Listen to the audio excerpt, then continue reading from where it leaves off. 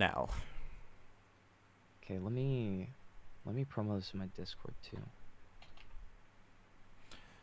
Hey chat, we're here. It's UFR time. This is the most I've streamed, I think, in a single day ever. Also, oh my gosh, the alert box is broken. Oh no. We're gonna just fix that. Oh boy. But yeah, no. How is everybody doing? We're about I'm chilling. I think Zesty's still scarfing something down. Yeah. I'm trying to finish. Yeah. Yeah. I'm doing all right. Yeah, I was feeling like weirdly sad earlier today. I did not like that. And then I played Minecraft and made everything feel better, just like as God intended. No bueno. Wait, you played earlier? Yeah, I played right before this stream. I did a 3.5 hour Minecraft stream.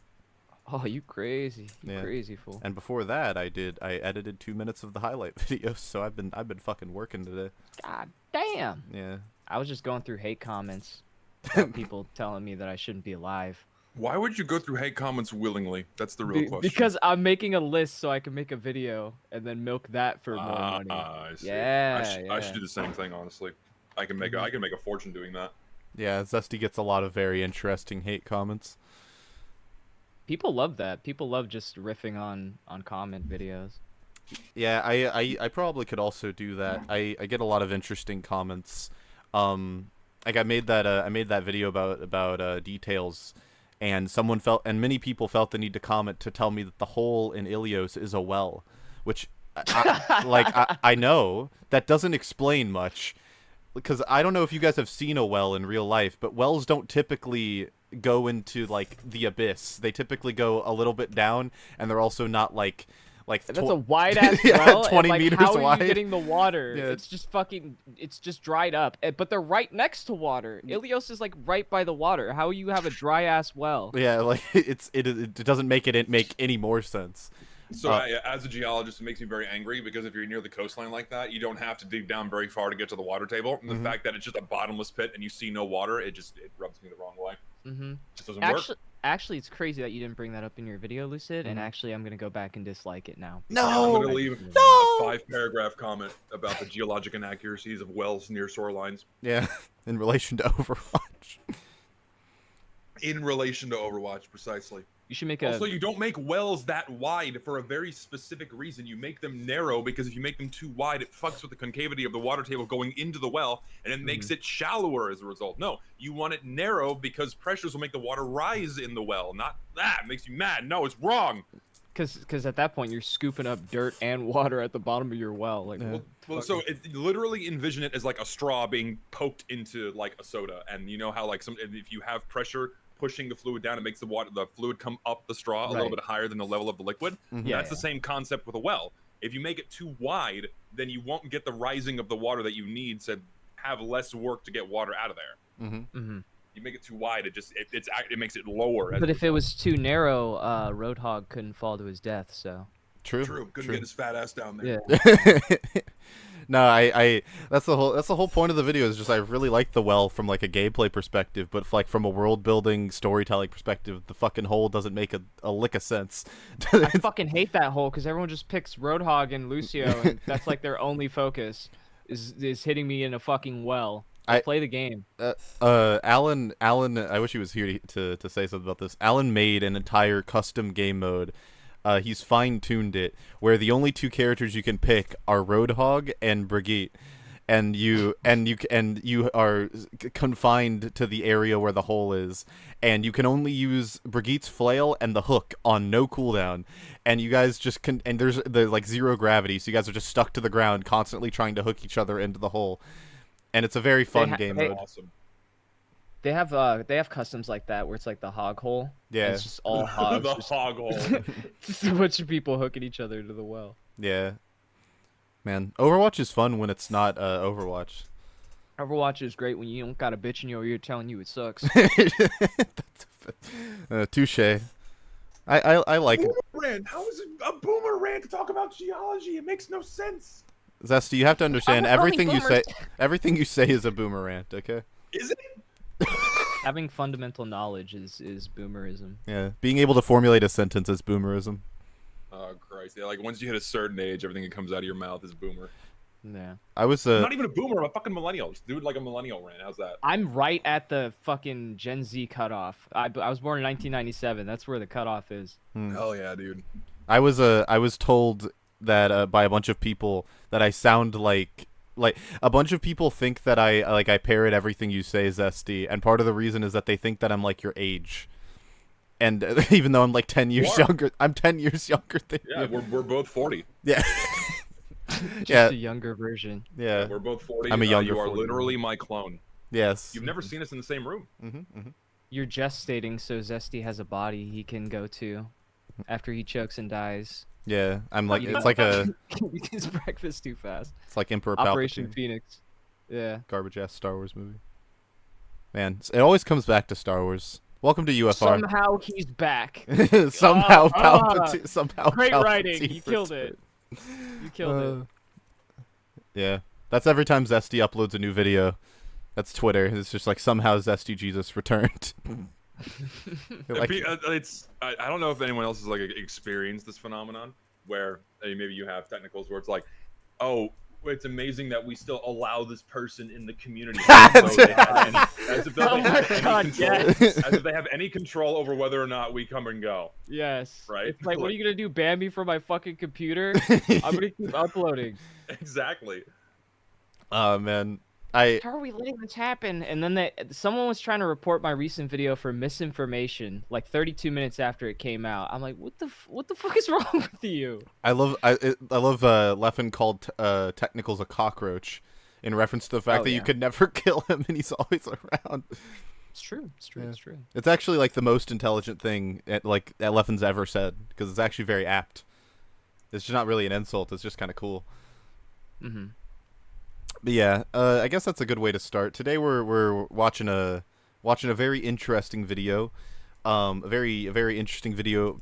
Not a very popular one. One of the least popular videos we've actually covered, but the multiple people recommended. Dislike ratio. I don't think it's terrible. I think this video is mostly liked. Because your chat is frozen on stream. Just so you oh, know. thank you, chat. My bad. I'm stupid. I fixed it. But yeah, no, it's today we're watching a video titled "Objectivity is Dumb and Stupid."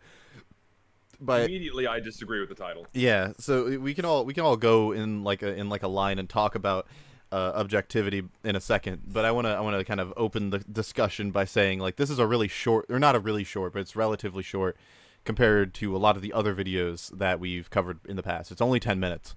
And I'm glad because I feel like we're all going to pause this video frequently to say a lot of things.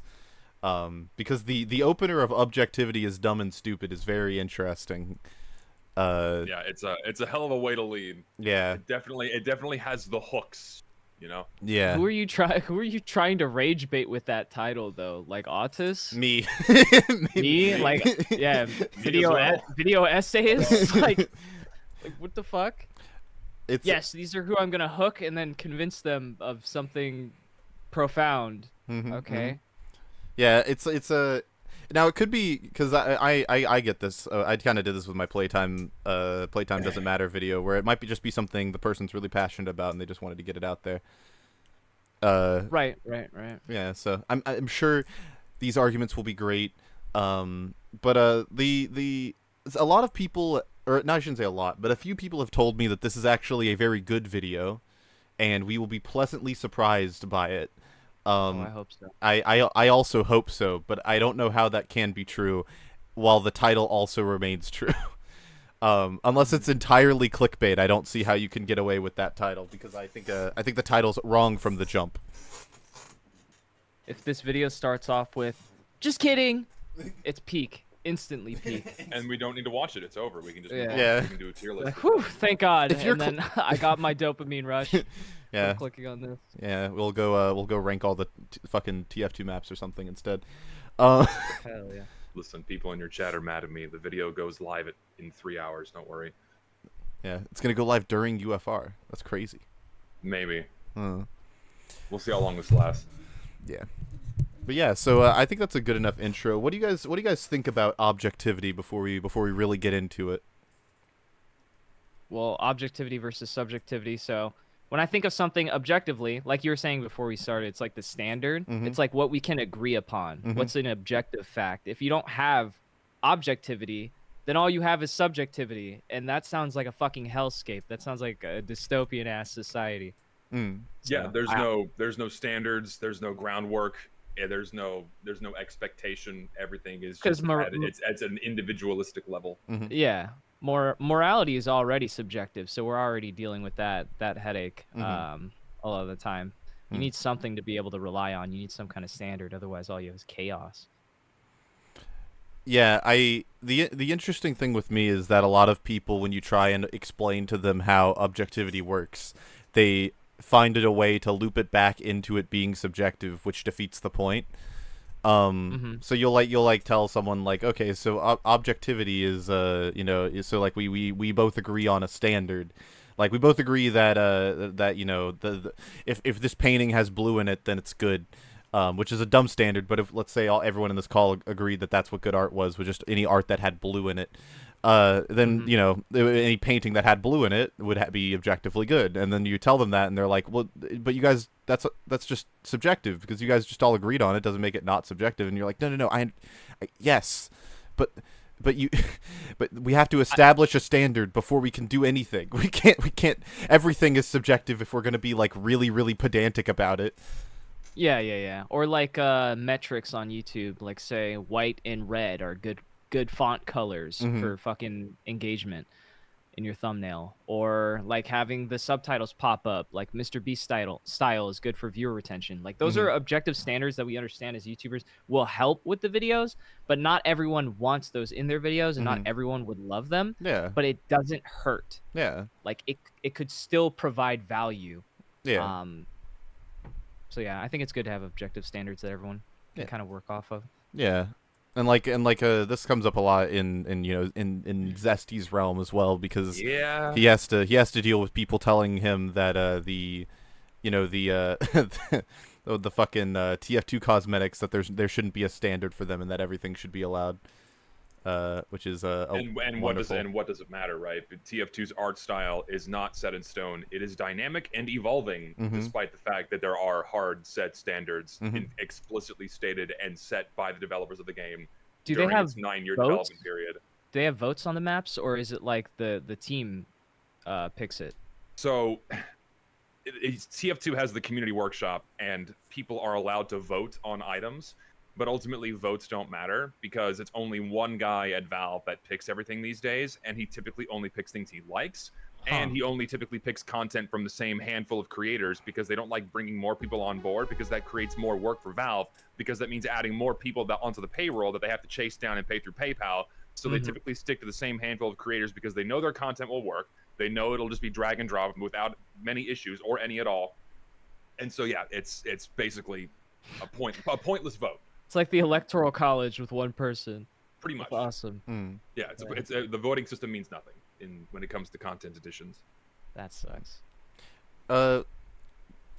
We've gotten 2 super chats I want to address before we start. Someone asked. Hold on, I want to make sure I don't miss it. Pulse Kinesis asked, "Why is Technicals PFP Tails with Mr. Boss's head?" Because we were working on a Sonic High School animation series. Well, we were just gonna read the fanfic, I think. So that's why I have the Tails in the high school uniform, and I put Mr. Boss on it because everyone in my server watches Smiling Friends. And there you have it. Idiotbox super chatted 5 and said, "The biggest issue is that some people cannot comprehend generalizations. Quote, X is true. Quote, no, it's not. I know one guy who is Y." That's true. I think the generalizations are often bad, though, in terms of argumentation, when you're not accounting for them. That's something we encountered when we were talking with Purple Kernel about Casual TF2's video, where this happened on both sides, where either Zesty Richter or Purple Kernel would say this is true, and then I'm trying to think of a specific example regarding Meet Your Match, or the bar at the top of the screen, the UI thing that we were talking about, that's unhelpful. And then Purple Colonel will go, well, no, it's helpful in this situation. They're like, well, yes, of course it's helpful in some situations, but it's generally unhelpful. And that's just like a useless piece of conversation that happens every single time. It's hard to narrow down what people mean, and that's why objectivity is kind of important. Shout out my homie franchise.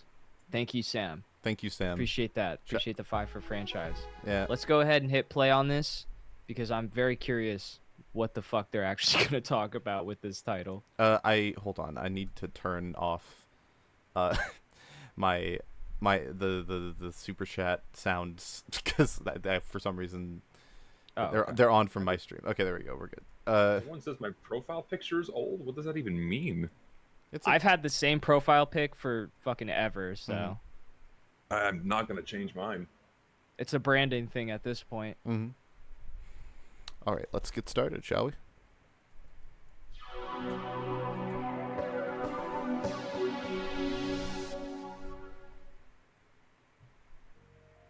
I'm going to ask you 3 questions, and I want you to genuinely think about them. What do you think of the last video game you played? Last video game we played is Minecraft, right? Yeah, I think it's Minecraft for all 3 of us. Gotta be Minecraft. What do you guys think of Minecraft? I guess better than Adventure specifically. It is a very fun game at its core, and one of the best ones ever made. Even though that's probably a very strong statement to make, I will stand by that. Despite its flaws, it is a very fun game. Well, you know, I think it really speaks to like the meaning of life. It's like the building blocks. You get in there and you just, you know, you start punching a tree, and by the end of it, you've made your whole life. You have your whole life in front of you. So yeah, I think it's just like a beautiful experience in a beautiful world, and you know, I'm great to be here. I'm just happy to be here. Tech, this is unrelated to the question, but are you aware? I learned today that the Gucci cave that you've built in the server, that was original. Someone blow it up? No. Well, no. Apparently that was like you commandeered that from somebody else. Like it was someone else's house, and you just kind of walked in. What? No, that's maybe that's true. That might be true. Well, okay. So when I went from spawn and I went there was torches there, and they might have been mining, but I turned a mine into a home. I turned a hoe into a housewife. Okay, and they abandoned it, so it's mine now. Yeah, yeah. It's really a reflection of life, you know. Yeah. Yeah. No, I was just a black woman struggling to spawn. I no handouts, no meat. I had to go get all my own meat. I was begging for it. Anyways, fucking damn it. No, so yeah, no, I think better than Adventure specifically. I'll say it with my chest. I think it's better than any officially released Minecraft version from a game design perspective. I was hating that you disabled sprint, but honestly, it adds to the experience because when I'm scared, I can't get the fuck out of there.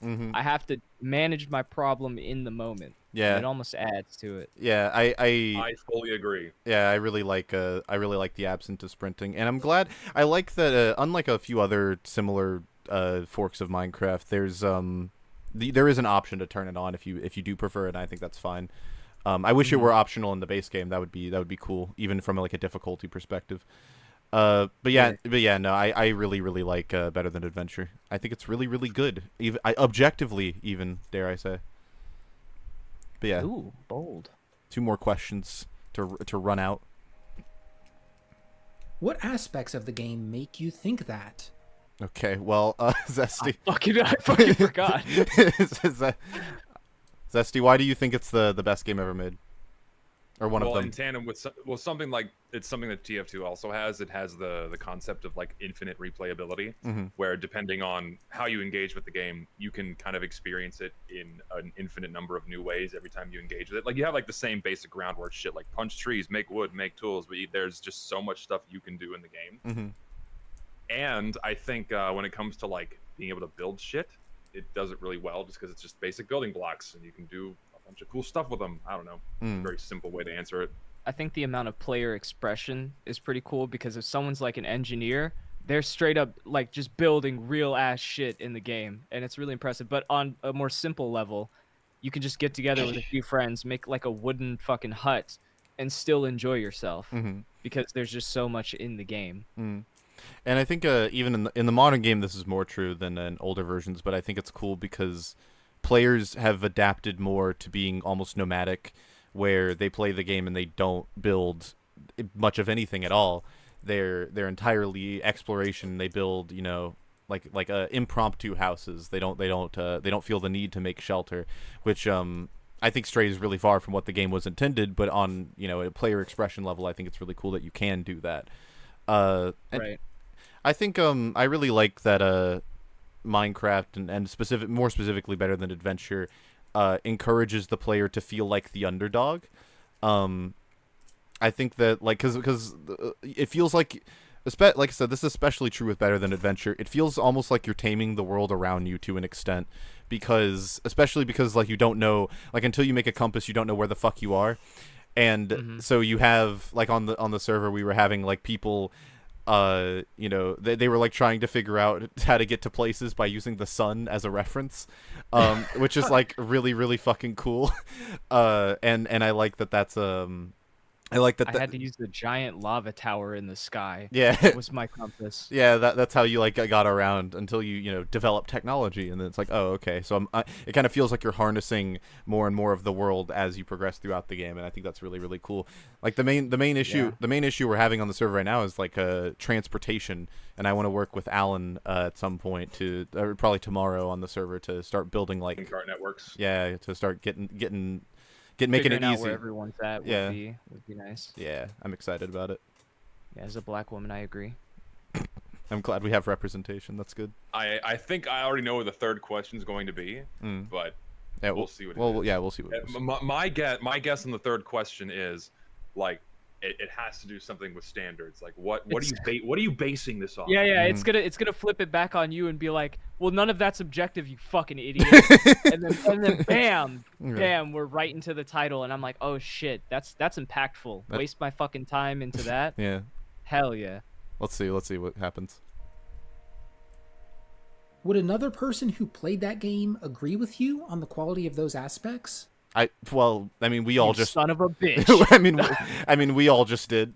So yeah, we're all in agreement. This is good. I honestly forgot that those were the first things that were asked. This actually works out pretty well because the last game we all played was the same, and we all agree about, you know, what's good about it. I wonder if that was his intention, to have people agree or not. I imagine not, because I know there, like, if we had Purple Colonel in here, for instance, because I know he disagrees. Like he doesn't think that with Minecraft. Yeah, well, he doesn't think certain parts of Better Than Adventure, like, he doesn't like the absence of sprinting, for instance, and so he wouldn't agree with the quality of some of the things that we mentioned, at least. So it's like I imagine that more people would disagree with us than agree. I'm just interested to see what the point of the question is. Yeah. Tech, are you good? Yeah, I'm plugging up my mouse. He's fading. I think that's a super interesting thing to ask yourself, because we look at games from our own perspective. Even those that we play with friends, we're still experiencing them. TF2 mentioned chat. Pog! Look, it's on the screen. It's right there. He uses festivized weapons that I cannot take his opinion seriously anymore. Shut the fuck up, Zesty. Festivizers are a fucking mistake and should have never been added. On They should have never been added to the game. They're a fucking eyesore. TF2 has weapon skins? It does. Mm-hmm. Ooh. It has a variety of different kinds of weapon skins. Yes, okay. Because Valve was like, Counter-Strike printed billions, we can do the same with TF2, and then went, lol, people don't want skins in TF2, they want hats. Yeah.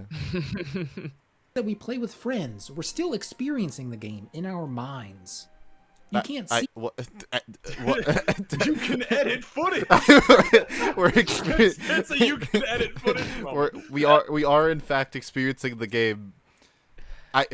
In our minds, you're it's such actually, what the you're fuck? not actually playing the game. You're fucking hallucinating. I want to get the full statement because I just want to make sure I heard him correctly. Thing to ask yourself, because we look at games from our own perspective.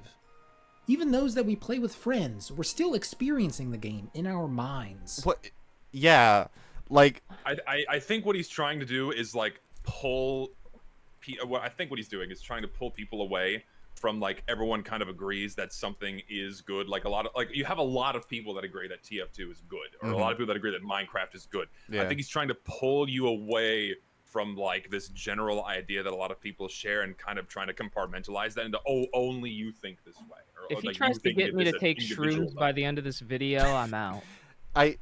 The statement of you only experience you're experiencing games in your mind is such an interesting one, because like on a level, like, yeah, of course my brain is processing stimuli and then relaying it back to me and telling me, oh, that's what this is, and then like I respond to it. I just did that with my freaking mind.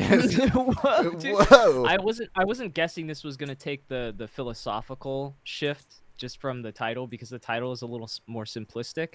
But I guess he's roping you in with the simplicity of the title and then trying to do like the profound, like, it's in your mind. What are standards? Question everything. The Matrix. Are you gay? I don't know.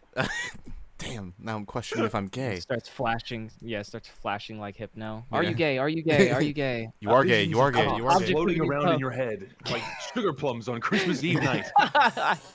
Yeah, and I don't know.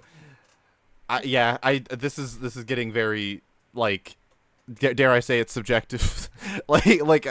Yes, of course we experience games in our mind.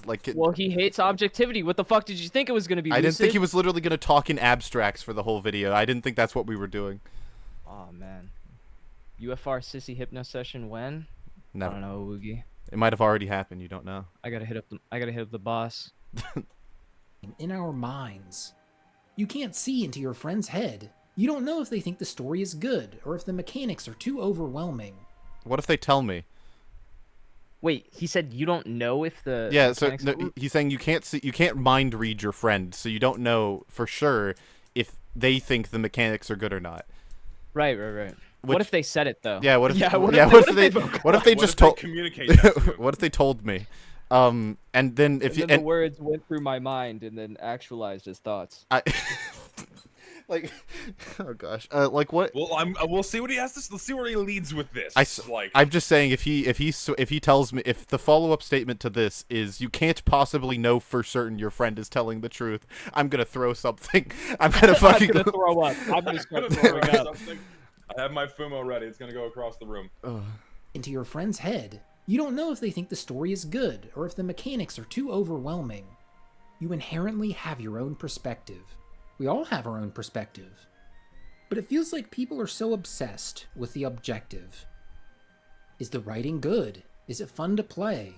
Could this be the best game ever created? Okay, well... Okay, I can see where he's going with this. Yeah, I can also see where he's going. It's more like online discourse objectivity is bad. Yeah. But he kind of skirted over the whole communication part of the you don't know if your friend thinks this or this.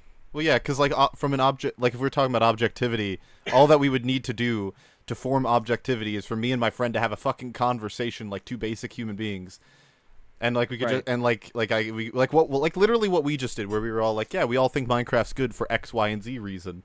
There's got to be some kind of standard in game design to be like a decent experience. Otherwise, like these studios would be fucking bankrupt because they'd just be shooting blanks in the dark, just hoping that something hits, Alec Baldwin style. Well, like, yeah.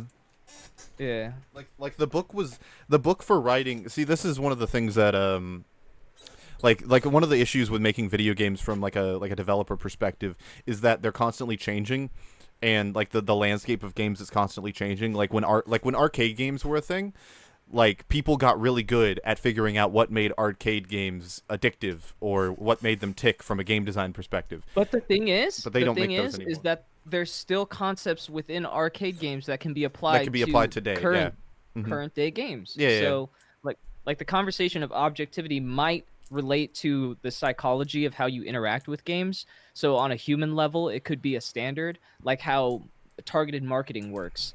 Like social media marketing or like fast food marketing and shit, there is an objective standard that will make a human go, tasty burger.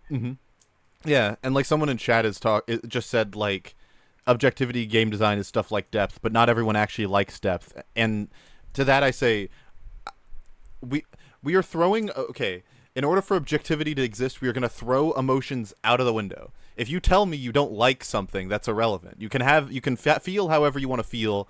You can like whatever you want to like, but that's not what we're talking about when we say objectivity. We're talking about, it's not like, oh, I like Minecraft. It's Minecraft is good, because that is the statement of objectivity, and that can be founded on arguments. Saying I like something is just true or false based off of my emotional reaction to it. It's not based on any argument. Right. I think Minecraft is like the ultimate sandbox. I think that's probably why it's gone so long. Mm-hmm. And they're literally make your game. And you can break down in game design why Minecraft works, like why why things work the way they do. Like we can talk about it. For instance, Minecraft originally was designed in a way where I just fucking threw things everywhere on my desk. Minecraft was designed in a way where diamonds were like the be-all, end-all. That was the fundamental design of Minecraft, as diamonds were like the thing you need to get. That was the end of progression. Nowadays, you can find diamonds in chests that you see from the moment that you start the game. From the instant you spawn in, you can walk to a village, or you can find a sunken or a treasure chest on the beach, and you can just get diamonds at the beginning of the game. That's not how Minecraft was designed, and that's going to cheapen the journey for the player. All of the things I just said, assuming that we agree that cheapening the journey for the player is a bad thing, all of the things I just said means that that is an objective flaw with Minecraft. If you like that, that's fine, but that's not what good is. Good is different. If you don't enslave the villagers quick enough, they start unionizing and then inflating the gem prices. So that too. No, and this again is all going back to standards, framework, groundwork. You know, there is objectively good and bad writing. Like bad writing exists when you lack subject, you lack flow, you lack structure, all of that sort of thing, right? Yes. Like just classic story beats. Yeah, just think, and there has been millennia of framework built up on what is good and bad writing. You have like the classic tragedy, you have the classic comedy, things like that, poetry, all that shit moving through time and space. Of course, people evolve and build upon these things, but they all tie back to the same fundamentals of writing a good story. Yeah, I'm gonna avoid addressing the same person multiple times. Good writing isn't subjective. Here's an example. Let's say we had a gritty war movie. It's like Saving Private Ryan, and at the end of the war movie, the guy's grown old, after the war. He has PTSD. We've seen him work through it. He's in a wheelchair because of accidents he went through in the war. And then he looks at the camera like Deadpool and then calls you the N-word. That's not where I was going. I had a better idea. Peak writing. It's cinema. So the guy, he's in a wheelchair and he has PTSD, and he's with his grandson, and his grandson runs into the road in a car, and he's like, oh shit, my grandson's about to get hit by a car. And then he sprouts wings, flies in front of the car, and saves his grandson. And then the movie ends. Or he saves his grandson, but then he gets hit by the car, and then it's like to be continued because you see him being reincarnated as a slime in an isekai. My point is, like, if we have established rules and an established tone, and let's say we have a payoff, an emotional payoff, like the grandson dying, and that emotional payoff matters for that character, you can't cheapen that emotional payoff by making up some bullshit to happen so that emotional payoff doesn't happen. You can't have the character in a gritty war movie just sprout wings and fly for no reason and never explain why that happens. That's bad writing. Unless it's a parody movie, because then the whole point of watching it is that they're like subverting your expectation of what decent writing would be. Yeah. Then see, this is the thing. Then it's consistent. Then it's like consistent, right? Because in a parody movie, there is a consistent rule, and the rule is that all of the rules don't matter, and therefore it is actually consistent with itself. And that's all that good writing is just maintaining a level of consistency within your own environment.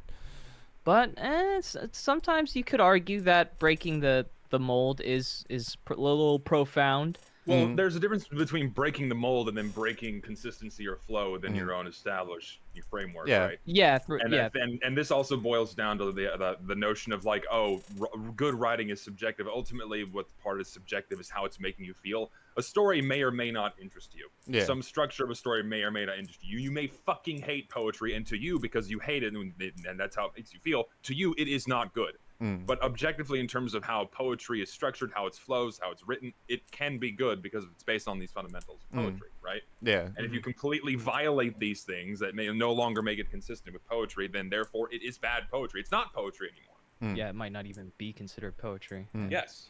Like Tech in that hypothetical, right? Like the objectively bad writing would be him sprouting wings, but something that breaks the mold and might be interesting as a result is if his grandson gets hit by the car, but because of the whatever PTSD he sustained in the war, he's just like okay with it.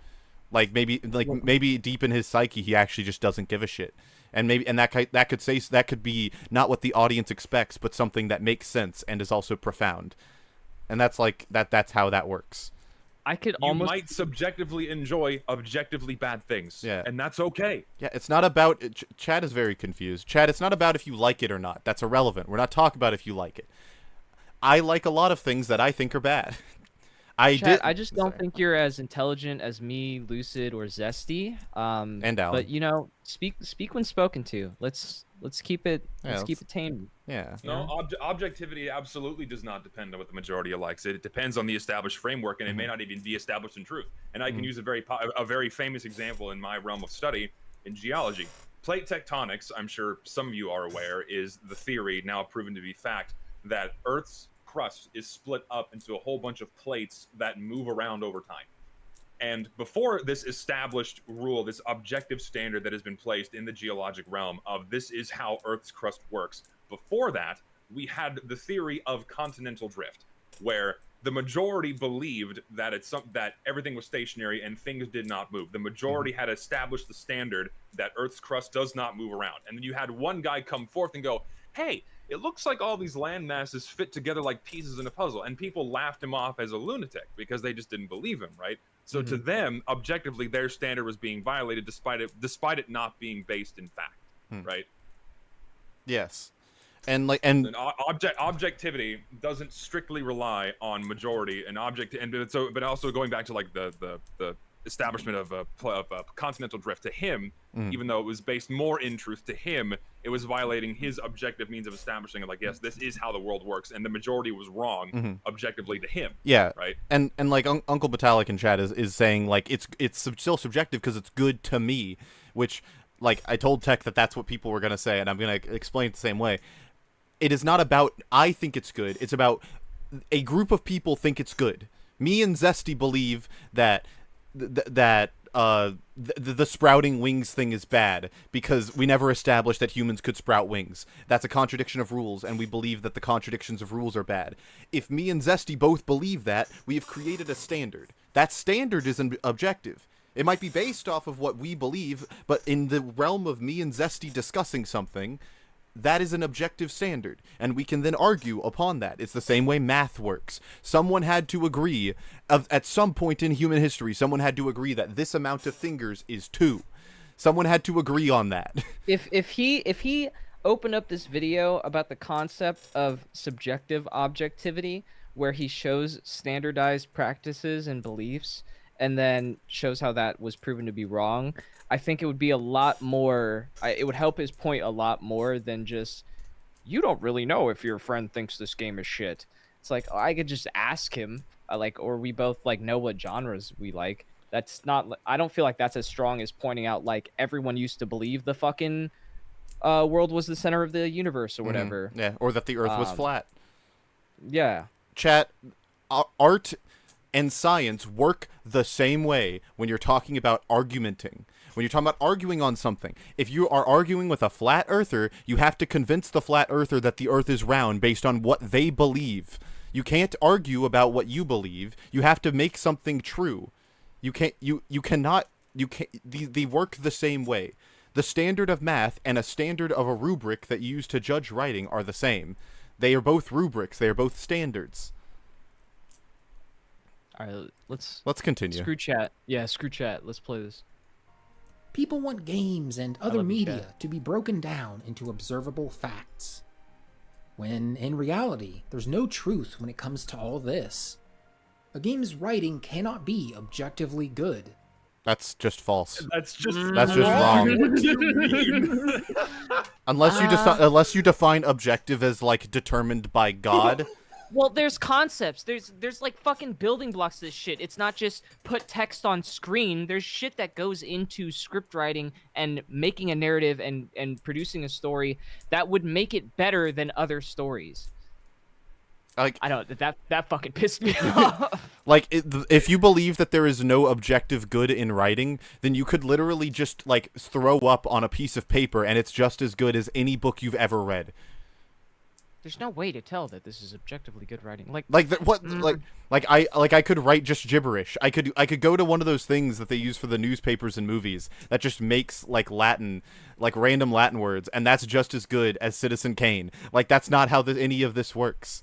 Okay. I feel like there's just like a fundamental misunderstanding of what goes into creating a narrative for something like a game, because I genuinely want to know what he thinks. I need to hear what happens after this, because I don't think he's going to give us anything. He's just going to keep repeating himself over and over again, saying that as if this is an agreed upon objective, like objective stance, ironically, that no one thinks you can have an objectively good script. I don't know.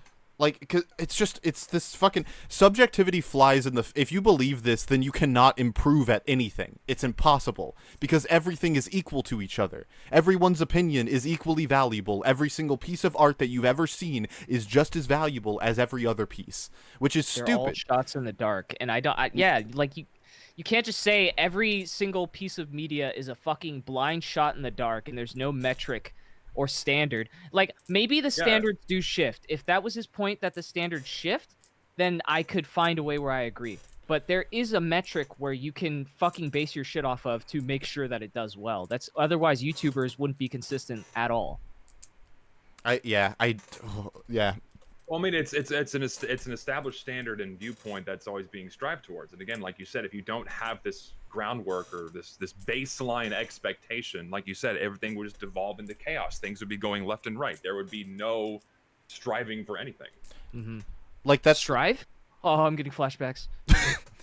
Now, like, I'll even give another example, right? Like, if let's say Tech, you're an artist in this hypothetical, like you do digital art, and you come up to me and you're just like, hey man, I wanna get better at my art, and I'm like, okay, well, what do you mean by better? And then you're like, well, I'm trying to do hyper realistic frog drawings, and then you show me a picture of a frog, and instead of a frog, you've drawn a rock, and you're like, how's my frog? And I'm like, well, it doesn't look like a frog. And then you turn to me and you go, well, everything's subjective. It looks like a frog to me. I got Alex Jones in the green room. He needs a hyper-realistic frog now. See, someone said in your chat, what is avant-garde? Avant-garde is intentionally violating established standards to reach a new standard or a different end goal, right? It's not doing something. It's not doing something without guidance or direction. You are intentionally taking your artwork or your whatever you're doing in a direction that is outside of the standard to prove a point, to do something different, but with an ultimate end goal in mind, right? I need to click with a new standard or a different standard that you have established and you're moving towards it, right? It's not just something being tossed out into the ether without form or reason. I need to clarify my point, right? Because what I'm saying is, chat, Tech gave me a standard. The standard is hyper realistic frog. Okay, if it has to be drawn like an actual frog that exists, like an anatomically correct frog. And if he shows me a rock, that's not a good frog, objectively, because it doesn't look like a frog. That's the point. If Lucid looks at it and is like, this is shit, but in my perspective, I think it looks awesome, that doesn't matter, because objectively, it doesn't look like a frog. Yeah, it's not a frog. Because there's standards to what would make it a real fucking frog, because a real frog does exist, and we can base our perceptions off of the thing that exists. Why does this guy say that by my model avant-garde is objectively bad? Those words never came out of my mouth. The point of me describing avant-garde is that they were chasing a different form of a different standard. Yeah, No one is saying that this standard is bad from one person to another. The point is that there is an established groundwork, an established goal, an established standard they are striving towards, their own objectivity. This thing that they're trying to set in stone, right? Yeah, it's like, yeah. We can continue because we'll get more into it. Yeah. It cannot objectively be fun to play, and no game is objectively better than another. Wait, sorry. Wait. Go back, Wait. I need because please. he said two things that are bad. Game's writing cannot be objectively good. It cannot objectively be fun to play. That is true because fun is a feeling. Yes, fun is subjective. That is true, but that is not the same as the other two things you said. This is the Part again. What? Oh yeah. One more time. Play it one more time. Be objectively good. It cannot objectively be fun to play. And no This part. Wait. connects. Sorry. game is objectively better than another. No game is objectively better than another. Okay, so let's take this to the extreme. Let's say you have Doom and Doom 2. In Doom 2, you just cannot see anything. Right. In Doom 2, if you open the game, it blue screens your computer. You're also disabled. You're in a wheelchair for like the whole game. No. Instead of guns, you have Tech, your examples. instead of guns, spray guns. Tech, your examples not. In his mind, a game that does that cannot be better than the one that you play. Yeah. The one that you can see and move around and engage with. Because subjectively, to one person, the game that blue screens your computer every time you boot it up is fun to them. Chat, press 1 in chat. No, they're gonna press 1 because they think it's funny. Never mind. The ultimate way to dismantle these arguments is to take it to the end member case, right? Because you can take it to the you can take this to the absolute Because he said extreme no. and it He will said break no down. game is objectively better than another. Yeah. There's no fucking way you believe that. There's no possible way that you think that that Resident Evil 2 is just as good, is just as good as Big Rigs. There's no fucking way he believes that statement. Okay, so I'm gonna establish a new form of tic-tac-toe, but each player can only make one move. No, it never stop. That's just the game. And if you That is the game. That's if it. you lose, you die. We're playing Squid Game tic-tac-toe. I really like the video game. Guys, there's 2 video games. One of them is Skyrim. The other one is Skyrim, but the second you hit the play button, your computer explodes and you die. Which game is better? Some people might want to die. Who knows? If they're Canadian, that might be on their fucking bucket list. Who knows? Like, this is bad. This is a bad argument. Yeah, I genuinely want someone to try. He's gonna try to defend this. I want to bring Pretzel into. I want to bring Pretzel into the call and ask him what the fuck, how. Maybe he'll explain himself. Let's see what he does. Give him a chance. Objectively be fun to play, and no game is objectively better than another. In regards to art, nothing can be objectively true. What in regards to? What? Oh my gosh. Okay. People really like to believe that art and science are somehow entirely fucking separate, and that there's somehow a magical objective standard for science that just can't be applied to art. It drives me up a fucking wall. Holy shit. That's like I was saying about marketing. There's a whole, like, in graphic design, you don't just fucking throw paint and colors at a wall and call it a day. There's a science to it. There's color theory. There's like psychology. There are standards for both of these things. There's standards for how you react to certain imagery that is used in marketing. And that's art. Art is like, what the fuck are you talking about? Like, there's no standards. It's just, oh, fucking art. This is so profound. And it's just some guy fucking shitting on a wall. Like, oh, well, I think this is actually speaking to the homeless problem in California. So I think this is really... No, it's just some homeless guy taking a shit. I don't want to see that. Art doesn't suck because we boiled it to a science. That's not how any of this works. Chat. If I'm literally like getting actually upset because chat is just being stupid. Like half the chat is talking about Big Rigs over the hill racing, and the other half is just being stupid. Like the chat, art doesn't suck because things like the golden ratio exist, and there are standards for those.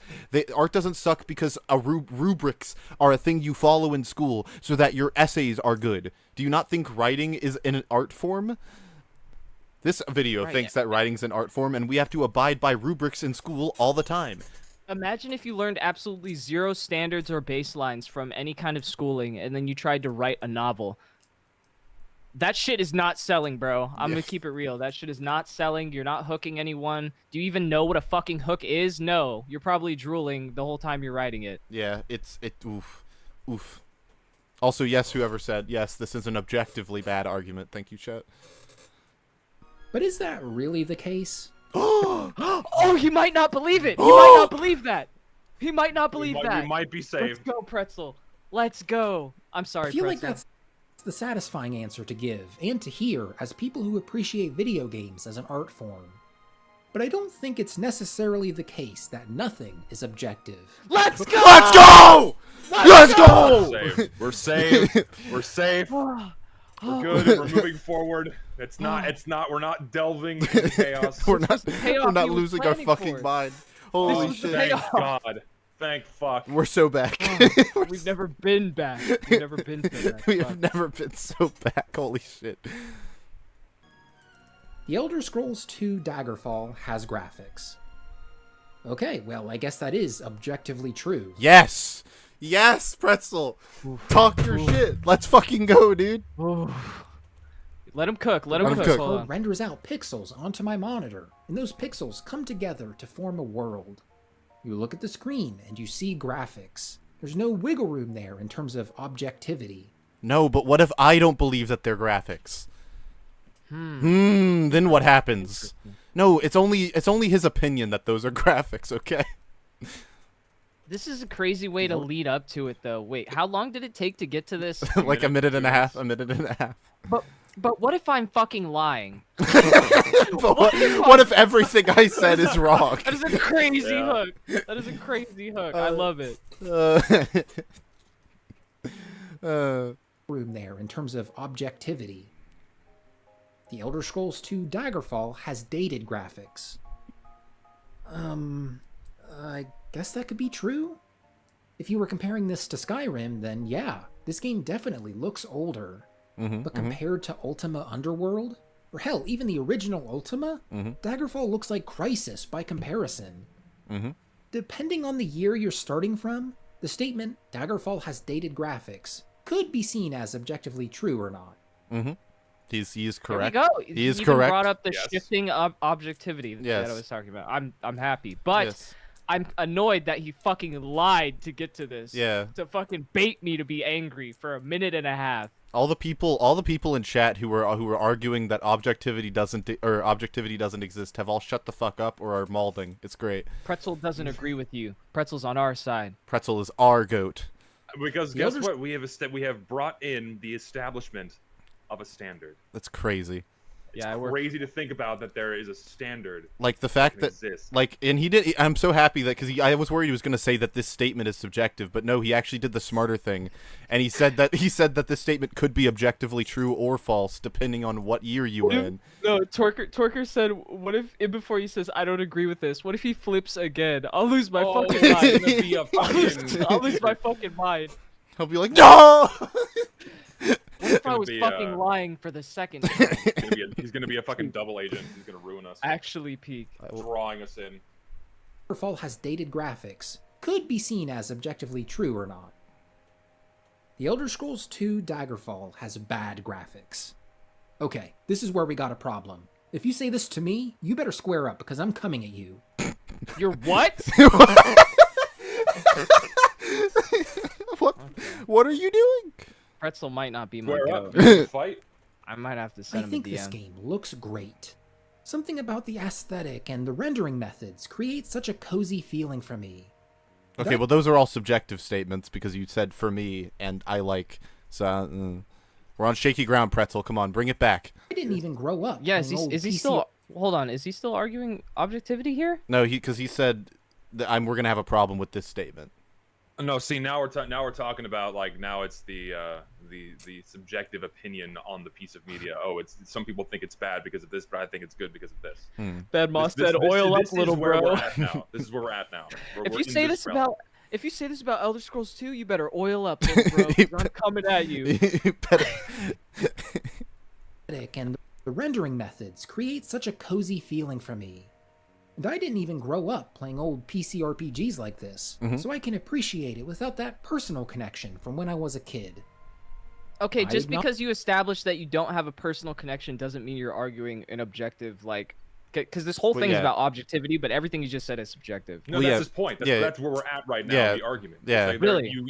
We're now beyond the point of objectivity in that where the idea that it has dated graphics that's in reference to a objectivity. Standard. Yeah, yeah. He's saying that like this is all this is a subjective statement that he's making. Personal I get lost a little bit. It's very strangely worded. Yeah, it's also kind of strangely worded. I'll bring it back a little bit. Okay. And I didn't even grow up playing old PC RPGs like this, so I can appreciate it without that personal connection from when I was a kid. I acknowledge that it looks dated compared to modern standards. The texture resolution is... He said the word. He said the funny word. He said standard. He said the word. He said standard. Okay. I love standards. Also, guys, I think Alan's here. Is he? Alan? He's not here. Yeah. Oh, he's here. Yay. Alan, what do you think? Yes, there it is. I basically agree. You need a standard. Let's fucking go. I think the reason that art is so often like, oh, there's no objectivity is because in art, a lot of the time the standard is defined by the person who made the art. Correct. But also by the person who's perceiving it. So there's a lot of mismatch between that, and that's where a lot of this kind of conversation comes from.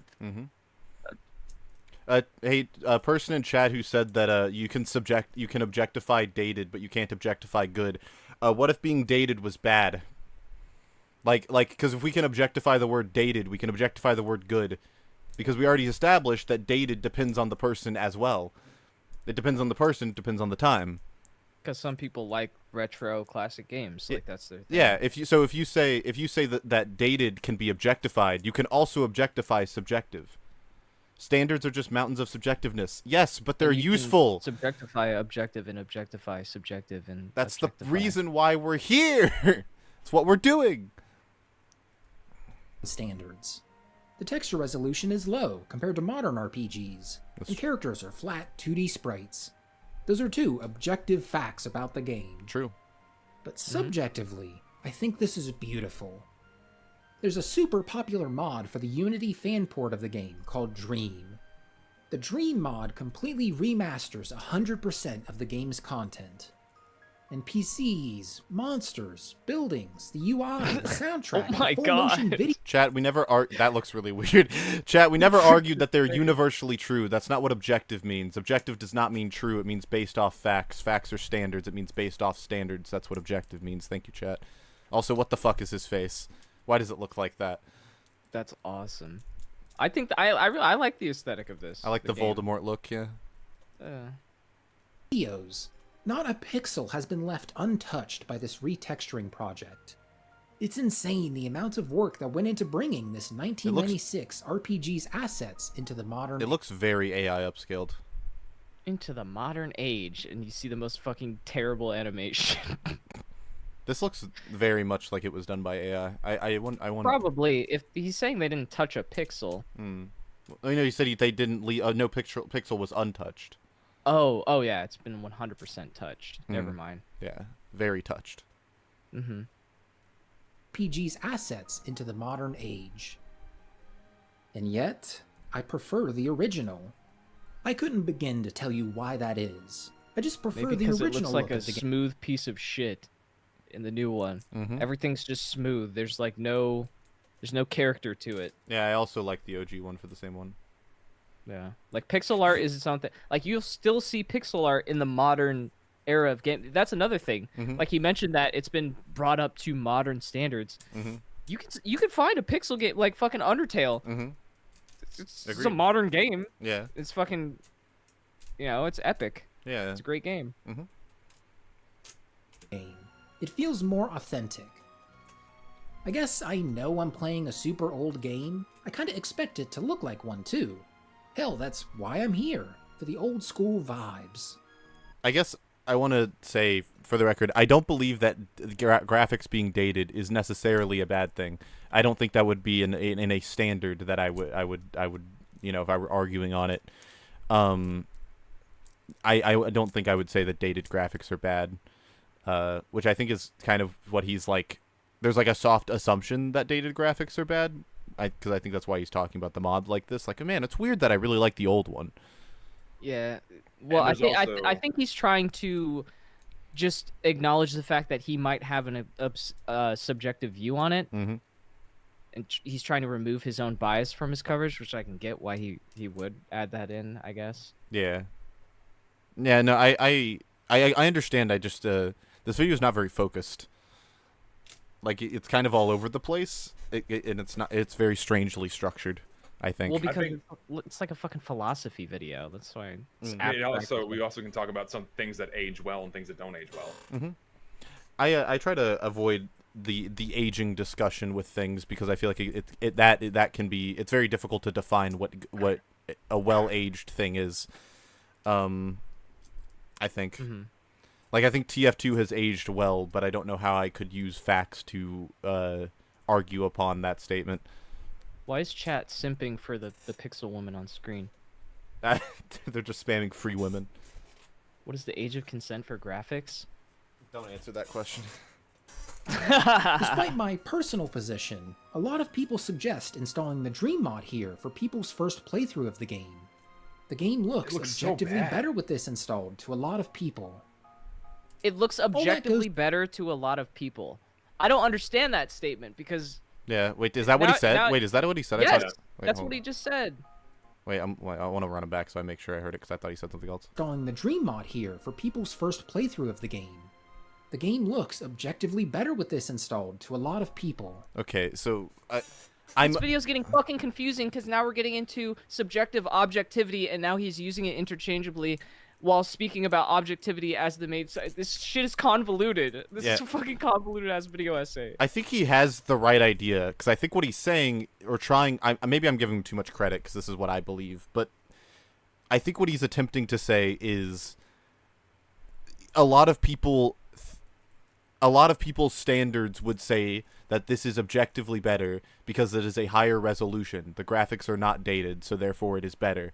Because a lot of people believe, or a lot of people hold games to the standard that graphics that are dated are bad. Yeah, but when he says stuff like a lot of people objectively believe, objective is a word that has a definition that we should have defined at the beginning of this fucking video. Agreed. If we're going to discuss the word as the topic of the whole video. Yeah. Because if we're not starting from a fucking standard, how am I going to know what you think about objectivity? Well, you can't objectively believe... Well, you can't believe in objectivity. That's not how... It's not like a... It's not a faith thing. It's based off a standard. You can believe in the standard, but what's built upon the standard... I know, but I just want to know like what he thinks. Like he might have. Well, no, I agree. I'm saying because he said you can a lot of people objectively believe, and I'm like that's weird because that's not how that works. You don't believe in objectivity. It's just confusing wording.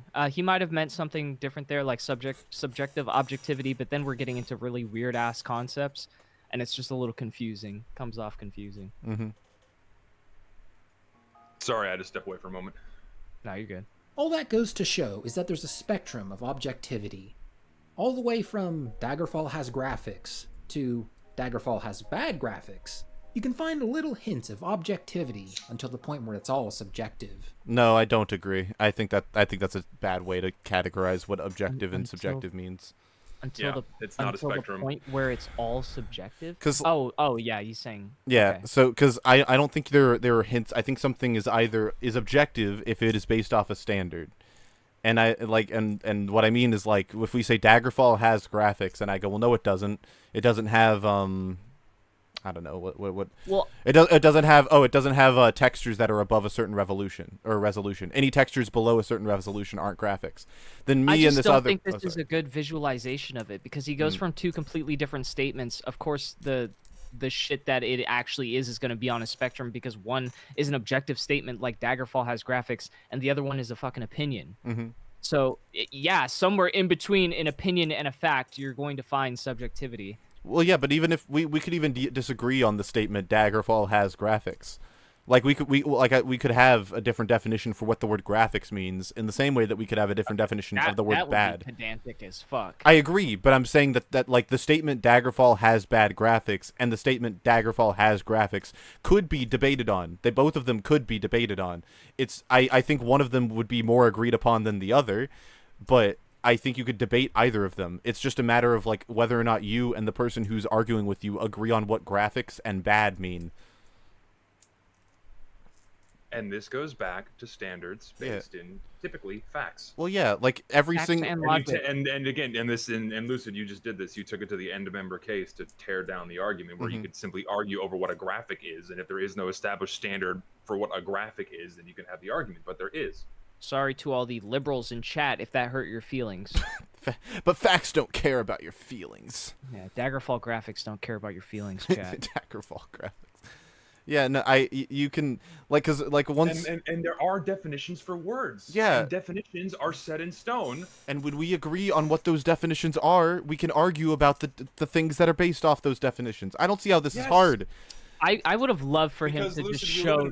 We live in an era now where people are like able to redefine what a word means, and people are just like, yeah, I agree, and therefore it's now redefined. It doesn't mean what it actually means. We're at 427. Can we go back to the start and see if he like gave the actual definition of objectivity? He never did. No, he didn't. Because we would have talked about it if he did.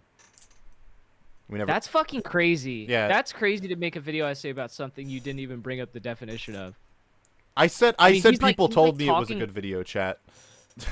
I'm sorry. Because any good argument or any good debate starts with defining the terms that you're arguing about. Yeah, because sorry, you go. He needs to give the standard definition of what objectivity is to go from there so we can dissect it. Yeah. But I feel like he's just told me what he thinks about objectivity rather than going from the actual fucking definition of the word when we're talking about a word. I think that's crazy. Well, yeah, because that's what I was going to say earlier was like this whole thing is about defining your terms. It's one of the most basic principles of argumentation. Defining your terms is objectifying the argument. That is what it's called. You objectify the argument by establishing we both believe this. This is the starting point. This is what the argument is objectively based upon. This cannot change. If any person changes this, we lose the argument. It's gone. That's how arguments work. This can be applied to art, and it can be applied to science. It can be applied to literally anything. It's how arguments work. Right. We got some Daggerfall propaganda in chat going on right now from Ghoul. Thank you for the 10. Daggerfall slaps. The OG graphics for the environment have aged beautifully. The game has based as fuck mechanics and no cringe-ass bosses. Ghoul, I have never played Daggerfall.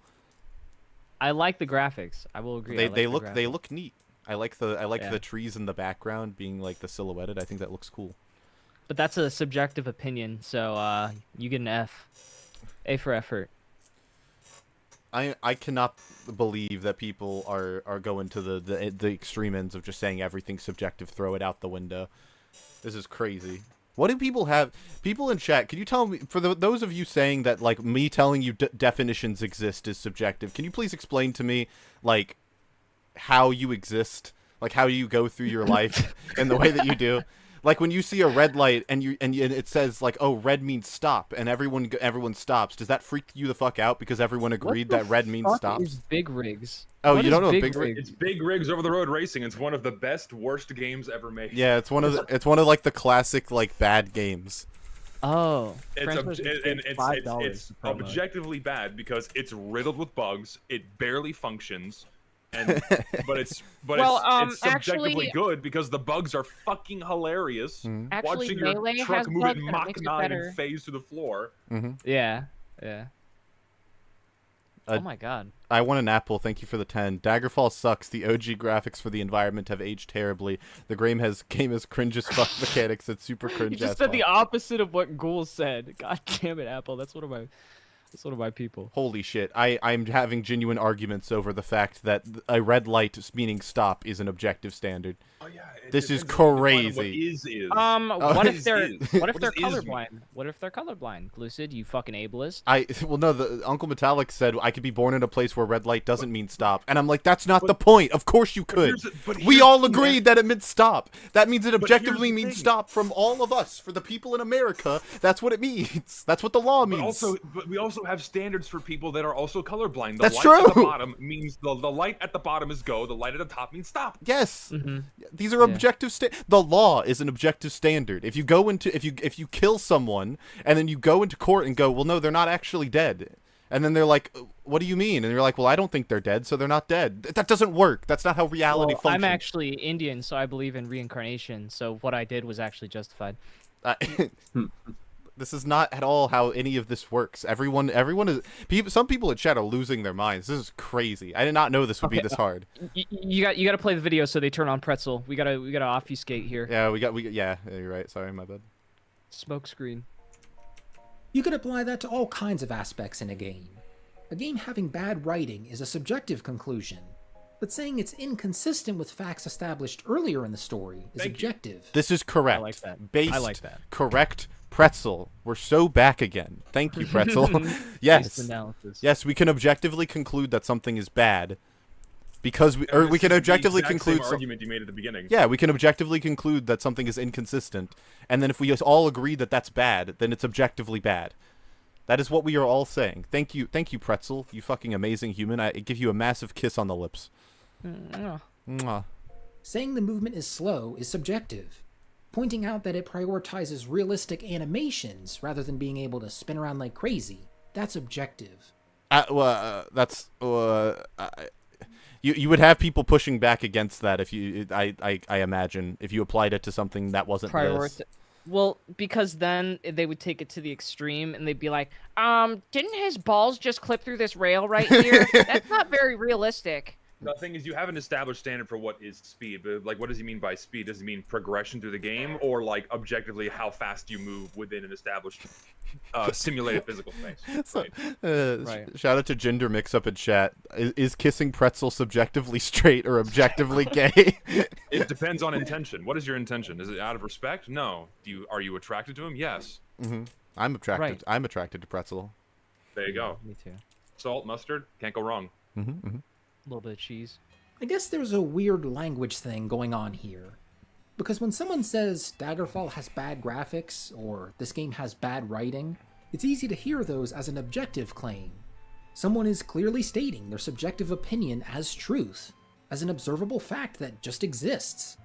From the start of the universe with the Big Bang until the end of everything, Daggerfall has had, does have, and will always have bad graphics. Okay, well, not necessarily. Hypothetically, we could, have a patch that makes Daggerfall's graphics better, or a mod that makes Daggerfall's graphics better. He's making a fake argument of like someone talking about Daggerfall. This is okay. Argument. Okay. Yeah. But in reality, it's a subjective statement. Daggerfall has bad graphics isn't a statement that speaks to any core truths we can observe in nature.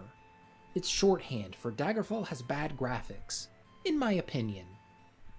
Yeah, of course, yes. Of course. This goes back to he said objectivity was on a spectrum and showed Daggerfall has graphics and Daggerfall has bad graphics. That's not a fucking spectrum. One's an opinion and one is like an observable like fact, depending on what you agree is a graphic. Well, then the other one, for if we agree on what bad is, the other one could also be an observable fact. This is the issue with making it a spectrum and not just a one-to-one. We have agreed on what these words mean, and now we can determine things. Agree that inconsistency in narrative equals bad script. Yeah, and that's what. Yeah, and we can observe. That's an observable characteristic. Yeah, so that this is. Yeah, this is why the video needs to be like rescripted several times. I feel like he has something here. I just don't like how it's packaged. Yeah. Like, he keeps saying things and then just going back on the things he says, and then saying things and then going back on the things he says. Motivism is a meta-ethical theory that deals with this exact... Well, no, you did not just say... just say meta-ethical? Did you just say meta-ethical? We have to run that down. Did you say meta-ethical? What the... I'm not a philosopher. I'm not a philosophical man. I'm looking up I do rocks for a living. This is way out of my realm, but even I can acknowledge that word is like made up. I'm looking up meta-ethical. Hold on. What does that even mean? In metaphilosophy and ethics, meta-ethics is the study of the nature, scope, and meaning of moral judgment. So, like, if ethics is moral judgment, meta-ethics is what does moral judgment mean? There we go. Okay. Like, what are the greater implications of moral judgment? Okay, we figured it out. Go team. This would be a good thing to put in the video, by the way, because most people don't know what the fuck meta-ethical means. Does he explain it? No, give him a chance to explain it. In my opinion, emotivism is a meta-ethical theory that deals. Wait, no, you. Oh, he said what the.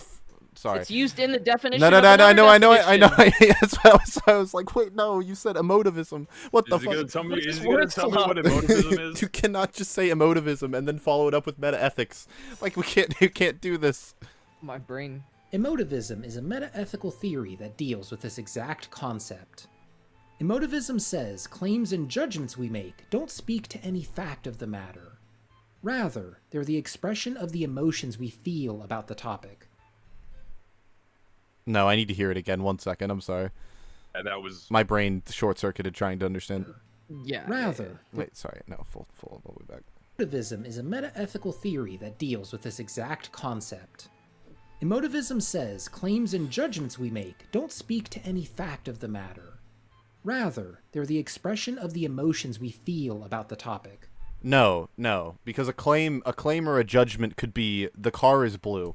He's explaining what emotivism that's what it means. Okay, so wait, no, so he might say it's bad. Okay, wait, I'll let him finish. Yeah. For example, if you say kicking puppies is bad, then you aren't making an objective claim about the observable universe. Instead, you're just saying, I don't like kicking puppies. Your worldview, with all the biases and beliefs you've accumulated all your life, has led you to the subjective conclusion that kicking puppies is a bad thing. So you outwardly say... This motherfucker is evil! Pretzel is evil! But I understand what he's saying. I get what he's saying as well. I wish he wouldn't have said claims and judgments. I wish he would have just said judgments, because a claim could be that the car is blue, which is almost not debatable. And it's like, what is this kicking puppy? Like, I'm trying to think of. He's like subjective. We're talking about morals at this point, right? Yeah. Then someone said in chat, now we're getting into morality is subjective, where everything falls apart. Yep. This is gonna. Well, yeah. We're talking about morality. Morality itself, fundamentally, is subjective. So, why are we talking about morality when we're on the topic of objectivity and emotivism? Well, no, that's meta-ethics. We're talking about ethics now? Well, no, that's the thing. Everything is fundamentally subjective because we all create standards for it. The law is morality objectified, as in we all decided that murder is standardized. Yeah. That's the standard for morals. So morality is subjective, and it can be objectified through the law in the same way that art is subjective. Did you just say morality is not subjective, Awugi? Are you fucking kidding me? You can be socialized to believe certain things are morally correct. Don't fucking do that. So, Catholic in the call, I am of the belief that certain moral aspects of the human psyche are not subjective, and there are things inherent to the human condition that are universal throughout time and space for all people. Namely, the preservation of life and those around us that we care about and treasure. Humans are naturally social beings that have their tighter inner circles and what have you. And there are just things that have always remained as part of the human condition for as long as human history is recorded. Zesty, that's how Zesty, I think. Wait, sin is not objective, chat, because there's different religions that would define what is sinful. So this is actually interesting. Zesty, I'm Christian, right? So yeah. Therefore, we probably have about the same standard on what morality is. And that would be objective in this context, and we also believe that there is an objective good because that is what God is. God defines objective good. However, if we're talking to Tech, who I don't think is religious, then we can't. I was raised Baptist, but I'm not super Baptist right now. Right, right. Not today. Not today. Yeah. No. I'm taking a break. Yeah. After Pretzel, I might have to put that on the back burner. But yeah, so like if we're talking to Tech, right? Because Tech operates on a different standard than the two of us. If we say, if Tech goes, well, is murder really bad? And then we're like, well, God said so. We can't say that to Tech. He's operating on a different standard. That's not a convincing argument to him. Exactly. Yeah. Yeah. There. So that's like a literal like one-to-one analog example of what we're talking I about. just don't understand why we're talking about why objectivity is bad, and then we pivot to meta ethics and morality, because then we're talking about something that is objectively subjective. And I don't know how he's looping this back into objectivity, but I'm really interested to see how he does that. Hooray. Kicking puppies is bad. Also, because I know I should mention it at some point, I love just putting gameplay that isn't relevant. Thank you. Please. I mean, what is he gonna do here for kicking puppies? Is there a fucking puppy kicking simulator on Steam? I don't know about. Irrelevant gameplay. No, it's relevant to me because I am subjectively angry that the speed on the spacecraft is in units per second. They didn't give any kind of measurement. That makes me mad. I hate when games do that. Give me some thing that isn't just you're going at units per second or at units per pound. Just give me a real thing or a thing that or a thing that is established as real in the game that you're playing in. Like donkeys per minute. I don't fucking know. Don't just say unit. It's cheap. It's a cop out. Fucking hate it. He could put Steve punching a wolf in Minecraft, or like killing this dog right here. Did he kill this dog? No, that's not a dog, and he's gonna offer it food, I think. Oh wow. Also, Pulse Kinesis super chatted $2 to say that there is a cat kicking simulator on Grounds. Oh wow. Bad thing. So you outwardly say kicking puppies is bad, but the true meaning of what you're saying is kicking puppies is bad, in my opinion. I think once you realize the statement, the suffix "in my opinion" is one of the most useless things in the English language. It is only useful in like placation. Other than that, it has literally no meaning. It's so frustrating to me. People will say in my opinion just to make someone else not mad when it's like of course it's your fucking opinion. Duh. I just don't like that he's talking about morality right now because I don't think it's relevant. I think it is. I just don't think it's a good idea because it muddies the waters. Objectivity?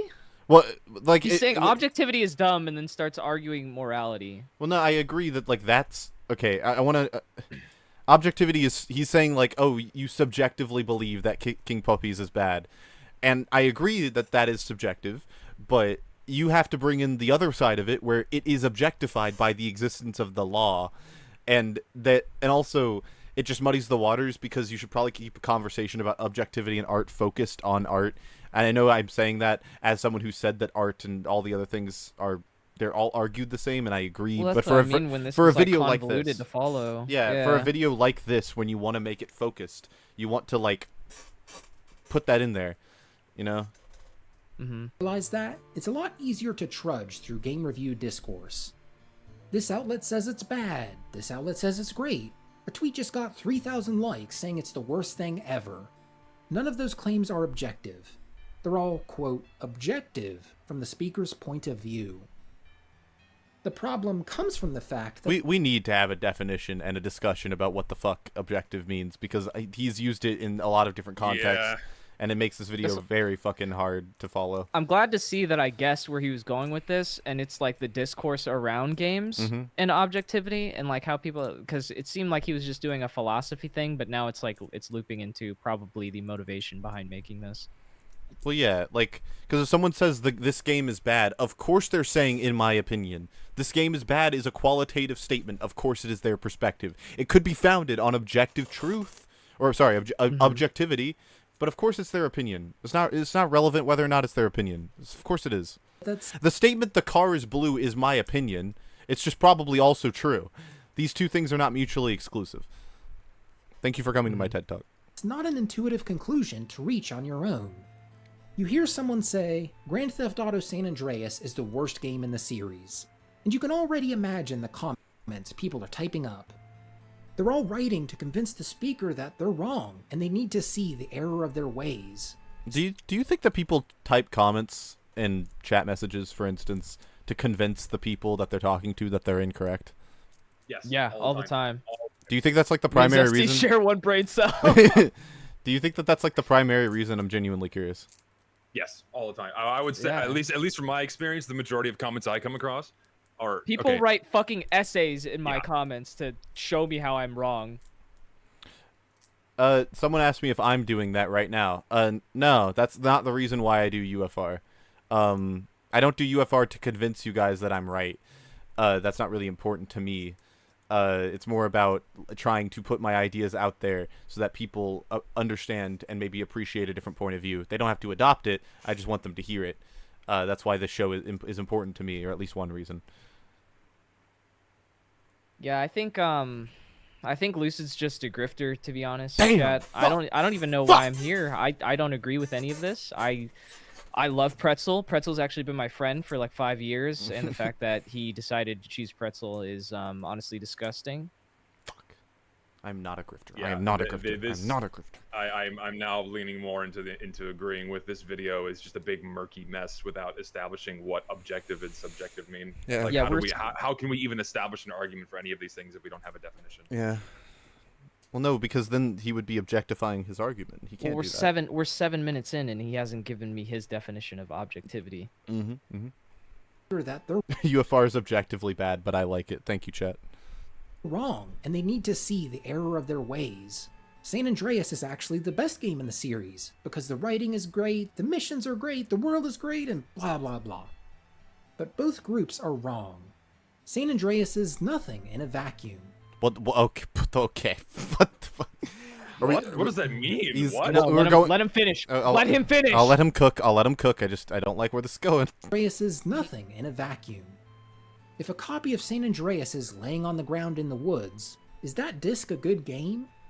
No, What? because it's just a bunch of code that exists to be executed. No! No! Pretzel, no! Hold on. Maybe he's posing another like straw man or another argument. Like, maybe this is another instance of that. Pretzel, Maybe he doesn't no! actually believe in Yeah. this. I might be getting pissed. This is ahead an of time. insanely reductionist argument that can be applied to literally everything to dismiss it. Surely surely this is not real. Surely he knocks it Because down. you could say, is human life valuable? Well, no, really, all a human in a vacuum is nothing. It's just a clump of cells. It's a whole bunch of bones and flesh and water and blood and Oxygen, organs. It doesn't matter what it is. You just beat him to death. It's nothing. All right. No, because it's just a bunch of code that exists to be executed whenever someone hits the power button on the console. Like I said earlier, there's a breaking down of language here. Yeah, I guess People that's will just see it. someone. Yeah, that's just what he said. I guess I that's cannot just it. believe. I can't believe it. I cannot believe it. Holy shit. Guys, okay. If a copy of San Andreas falls in the woods and no one's around to play it, is it really a game? Yeah, What the fuck is that argument? What the fuck? Oh my gosh. Oh man, you could dismiss anything ever, any qualitative in any direction. You could just say, well, the game it's just code. This is like when He people pulls say, me in and then he fucking kicks me out. He's trying to get at the philosophical argument that if no one's around to bear witness to it and to perceive it as tangible, therefore it is not what it is. Like if a bear shits in the woods and no one's around to smell it, does it really stink? yeah, but that's not fucking relevant when we're talking about the quality of things. That's nothing to do with anything. Of course, if I literally never knew TF2 existed, I couldn't tell you if it's a good game. I don't know it exists. There's so Obviously. many jumbled abstract concepts being thrown in my face, and none of them are being tackled with the kind of level of attention I think they deserve in the moment. He just kind of brings it up and then fucking pivots to the next thing. We were talking about emotivism and meta ethics, and now we're doing the cutting a tree down in the woods fucking question. I cannot. I don't know. I feel like it needs more attention. You need to spend a little more time establishing these fucking ideas. I just cannot believe that he just unironically was just like, no, it doesn't have any value at all. It's just lines of code. In a vacuum, it doesn't have any value. Well, yeah, But in a vacuum, nothing has value. Well, yeah, because and my point is that it's presenting this thing that can never happen. Like looking at anything in a vacuum inherently has no value because it's in this unrealistic thing that just never exists. It has no value because there's no one around to evaluate it. That's like the whole thing. That's the whole point he's making. Yeah. Yeah, there's no one evaluating it, so yeah, it has no value. It's like a pointless point. Well, yeah, like we could, and if like let's say I wrote down a rubric for good video games, right? And we had that's like the standard, right? San Andreas could be good, and I don't have to play it to know that based off the I don't have to play it for it to be good based off the standard. Now I might not know if it's good, not know if it's good yet because I haven't played it and evaluated it. But based off the standard, there is a yes or no for if it is good based off said rubric that exists. That's real. Mm-hmm. Doesn't matter if I play it or not. That's true. It's real as fuck, Lucid. I But love you. I love you too, man. Both groups are wrong. San Andreas is nothing in a vacuum. If a copy of San Andreas is laying on the ground in the woods, is that disc a good game? San Andreas is nothing in a vacuum needs to go in like the UFR Hall of Fame. That's like one of the greatest. That's really good. We were all just like, Pretzel, no. Yeah, he's like, I'm like in an abusive relationship, and I just keep getting beaten, and Pretzel kisses me on the mouth again. I'm like, oh, I'm in love. Oh no. If a Steam key, Yeah, we're getting whiplash off this video. What were you saying, Tech? I said if a Steam key of TF2 is laying in the woods, is it anything? Does it have value? Is it a good game? No, that's just a bunch of numbers that you put into a website with code. And Yeah. No, because it's just a bunch of code that exists to be executed whenever someone hits the power button on the console. Like I said earlier, there's a breaking down of language here. People will see someone make a claim about a game and feel attacked by it. I loved playing San Andreas, and this guy says it's the worst? Who's he to say this game that I loved is the worst game ever made? People make these claims in the first place without even thinking about it. I agree. I agree. People, okay, but now he's like, this is okay. So people have opinions, right? Subjectivity is opinions. People have opinions on shit. I feel like he has gripes that the opinions aren't all objective, like criticisms. Well, yeah, because to him, like, because there could be reasons why people saying, San Andreas is the worst game in the series. There are reasons why. Sorry. There are reasons why someone could believe that. Sorry, my bad. There are reasons why someone. I'm sorry. There are reasons why that could be true. Like, someone could have objective reasons for why GTA San Andreas is the worst in the series. We just don't know because we haven't asked the person. And the reasons could have merit. Yeah, or they could not. We don't know. Yeah, they could be based on objectivity or not. Like, I don't know. Like it. What is a vacuum? In existence. Can we get a definition of a vacuum? I assume he means. Own one. I assume he. I'm being sarcastic. I'm being sarcastic. Oh, I'm sorry. San Andreas, and this guy says it's the worst? Who's he to say this game that I loved is the worst game ever made? People make these claims in the first place without even thinking about it. I've made claims that Dragon Quest XI is objectively one of the best RPGs ever. And I've said that even after acknowledging that there's a distinction between subjective and objective claims. I know that art is subjective and all that. So you're a fucking hypocrite grifter! Oh my god, dude, I can't. We're giving him money right now. We're giving him money. No! I need to see where he goes with this. I'm fascinated. I don't understand. I know that art is subjective and all that, but Dragon Quest XI? That's genuinely a perfect RPG. It's so easy to fall into the trap of wanting to make an objective. What? We're just leaving? We're just moving? We're just moving on? No. I think he's finishing it. I think he's finishing it. Okay. The distinction hold out between hope. subjective and objective claims. I know that art is subjective and all that, but Dragon Quest XI? That's genuinely a perfect RPG. It's so easy to fall into the trap of wanting to make an objective claim. You want to root for the thing you like, so you No! What the fuck? Whiplash. Weird Whiplash pivot. from this video. It's not a trap to make an objective claim. What the fuck are you talking about? It's literally. I would have enjoyed the philosophy behind objective observations being bad, but now he's blurred the lines between subjective, meta ethics, objectivity, to where I don't even know what the fuck we're talking about at this point. It's not a trap to make an objective claim. Me saying that the writing of The Last Jedi is inconsistent, that's an objective claim. I can throwing the word substantiate it. objective into a claim doesn't make it an objective claim That's either. also I true. I thought we just established what objectivity was in gaming. My brain, this fucking video is killing me. thing you like, so you call something that's your favorite the best.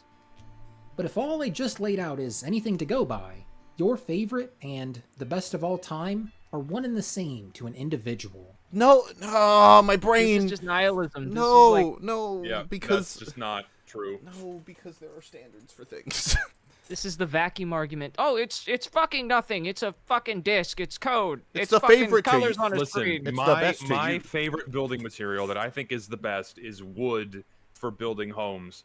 But even though steel and steel and frames and a concrete base are objectively stronger, more resistant to weather, last longer, etc., but these things I ignore that because I think wood is better. Therefore, it's the best one. The same to me. Yeah, Fuck. like I just man, I want to bring this. I want to ask this person. I want to ask Pressel about the gritty war movie where the person sprouts wings and saves his grandson inexplicably, and it's never brought up again, and that just cheapens a really good character payoff. I just want to ask that question. I want to ask. I need it. I need to know. All right, keep going.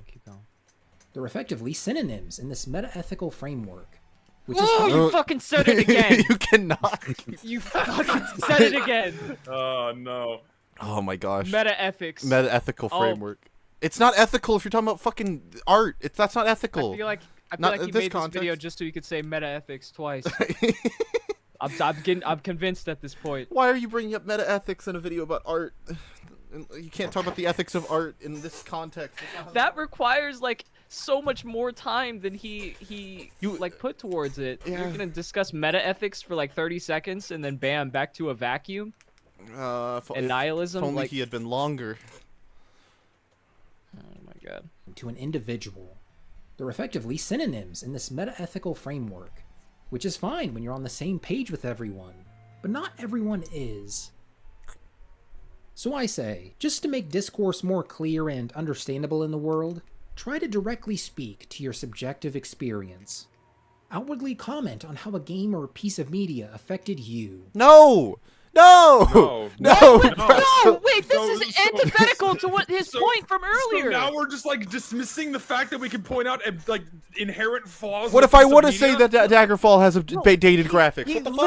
He literally was pointing out how games journalism was dog shit because they're talking about their subjective opinions. He's like, oh, well, this is a subjective opinion, which sucks. And then he's like, the answer to that, make it all fucking subjective. All of the opinions, make it all the journalism subjective. Oh my How is that gosh. the answer? What the fuck is wrong with what? No. This is a total 180 to what I thought he was concluding with. Yep. Yeah, why the fuck? Why would you say?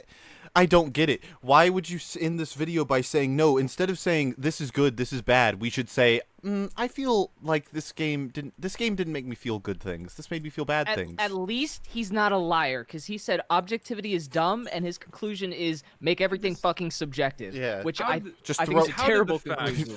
How did the fact that the game blue screened your PC every time it started made you feel? How'd that make you feel? Well, you know, actually, Zesty, I really liked it when the guy came over and punched me in the balls. I really liked that feeling, you know? Yeah. My ball. There's no way. You know, Zesty, when the guy came over to my house and cut my dick off, you know, I really liked that. How'd that make you feel? I really felt like I got the most out of my money with my purchase. And then when the my doctors. body was relieved. If I threw your dick in a vacuum, would you feel it? I mean, a lot of people do that. And then, and then the doctor's like, "But you're objectively dying," and you're like, "Objectively, no." No. How does that make you feel, though? How does that make me feel? Like, oh my gosh, dude. Oh. The game Listen, of all time. I feel like this is his point. Yeah, people in chat are like, "Oh, is he gonna 180 it again?" Is he gonna 180 this again? Outwardly comment on how a game or piece of media affected you. Don't say, this game's writing is good. Say, this game's writing resonated with me because of blah blah blah. What the fuck? No! This game. No, Pretzel, no. No, Pretzel. Yeah, I think the new Star Wars trilogy is bad because it violates all of the established groundwork and rules made in the first 6 movies. It made me feel. It made me feel bad. It just. I think the U.S. government's bad because it violates all the Geneva Conventions. No, how did it make you feel? It's just kidding. What the fuck? Oh Because my that's gosh. a subjective opinion. Like, if he would have contrasted it with an objective opinion, that's nice. But he said 2 fucking subjective things and said, don't say this other subjective thing. Say this one because I like the wording. It's No, I think the argument is like what most people say, it sounds objective, but they are being subjective, so they should just explicitly say it's subjective from the outset. I agree that's what he's trying. I agree that's what he's trying to say, Alan. But he didn't. It's done poorly. Very poorly. After saying make everything subjective. The writing is good, like, because I don't know. He could have said this part better. Like I agree, Alan. Thank you for saying that. The way that he said this, those are two subjective opinions, but it wasn't presented as if one was objective. Yeah, he said the one in the first one. He said that was subjective earlier.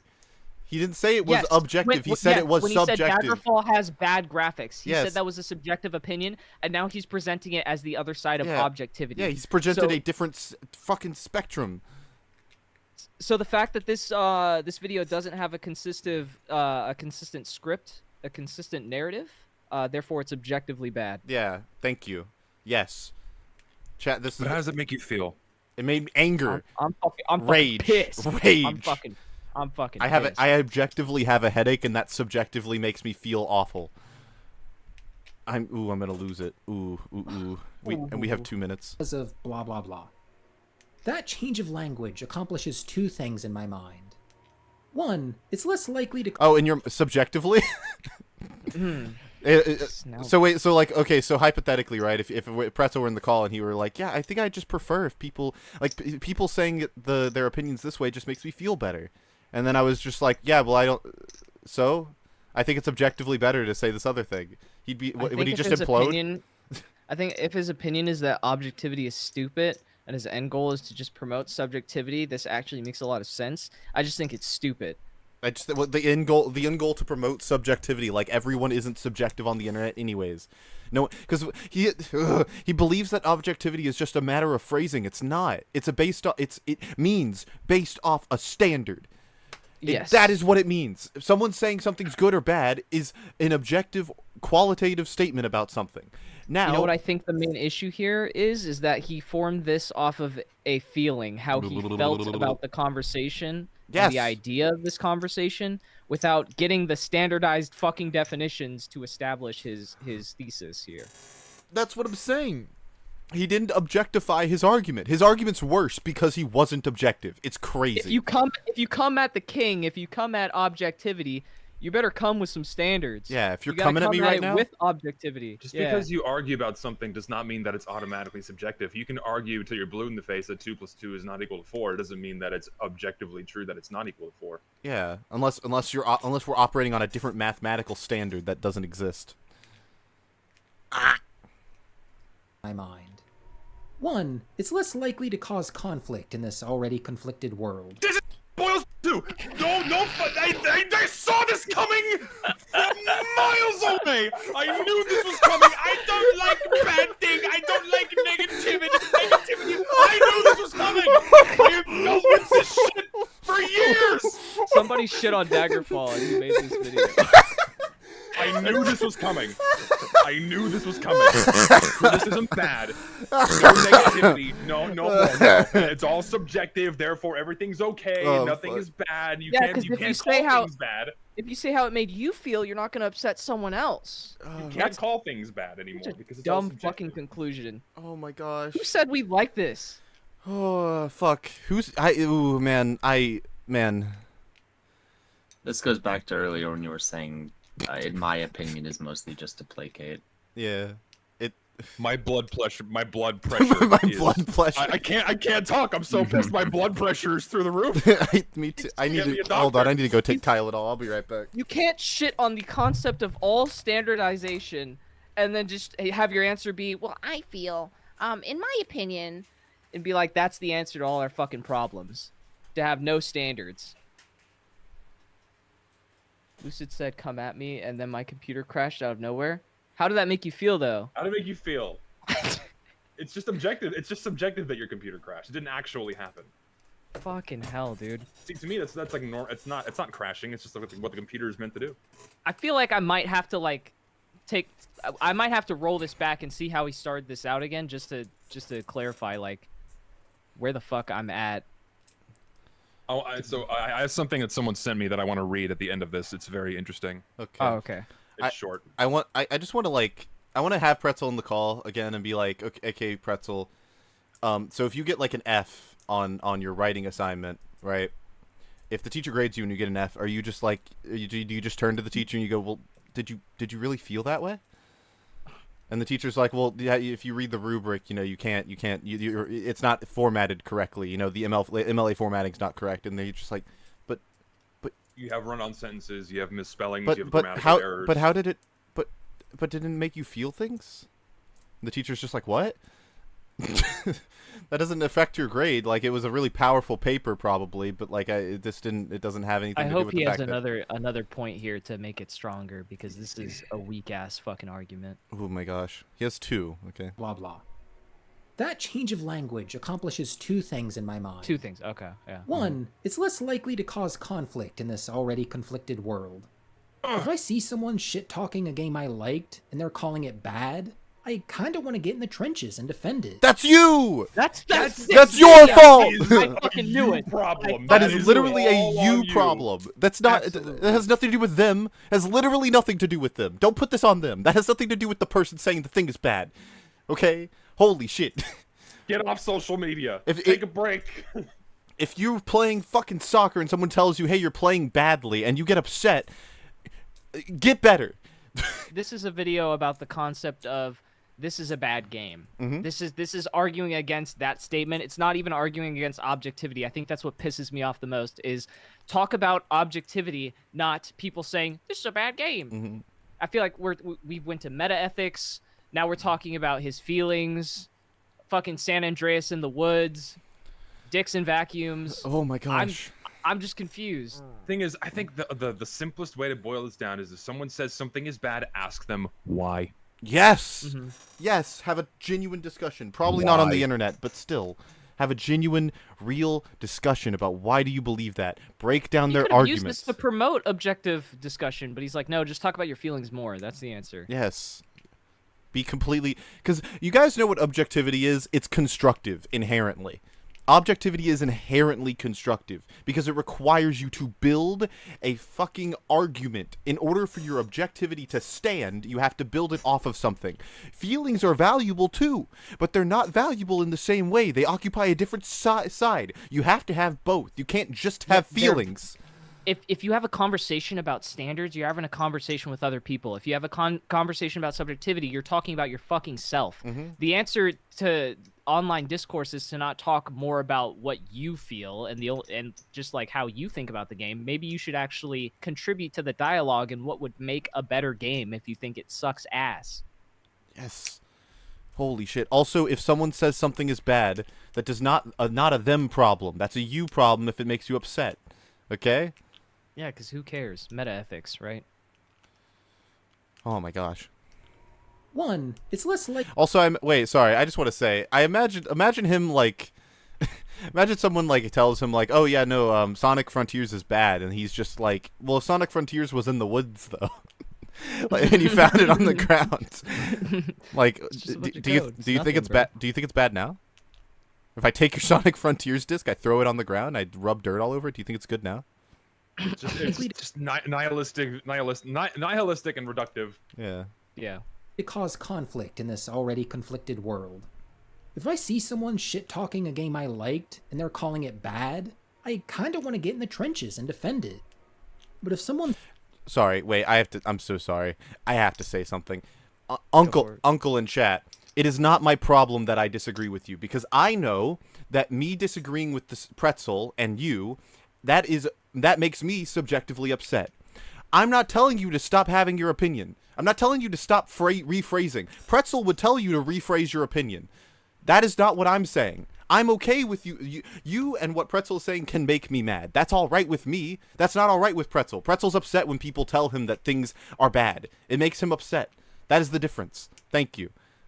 I just want to throw that out there because it is okay to be mad about something. I'm not saying it's not okay for you to be mad when something disagrees with you, right? I'm mad because this bothers me a lot in the real fucking world. We agreed with a few things with Pretzel at the beginning too. He was talking about how if a script doesn't have like consistent writing and it like goes back on things that is established earlier, that could be considered like bad. Like that could be considered like not a standardized way to write or produce a narrative. But now I feel like we've thrown all of that out the window for subjectivity.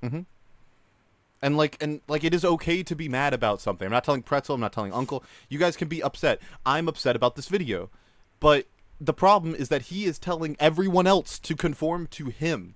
That is not how the world works. I'm not telling Uncle to change his perspective or reframe the way he says things because it makes me feel better. Holy shit, Zesty's gone. Oh god. Oh no.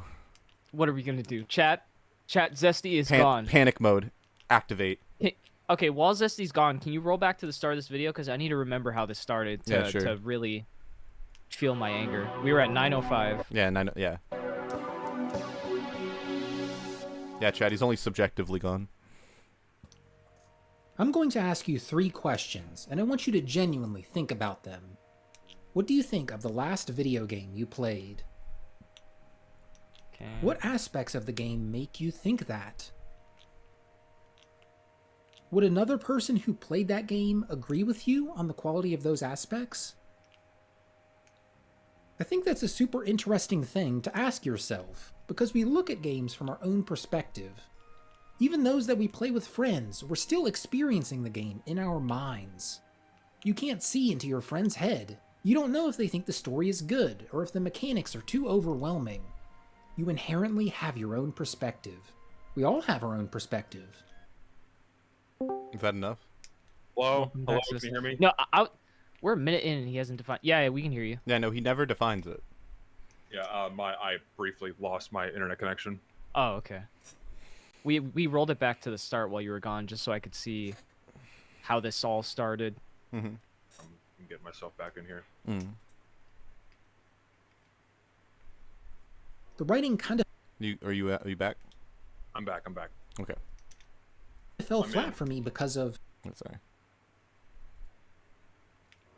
But if someone says, the writing kind of fell flat for me because of insert reasons here, then I can't really fault them for that. That's their experience. I can't change how they experience the game. You cannot fault someone for thinking something is bad either. How is that their fault?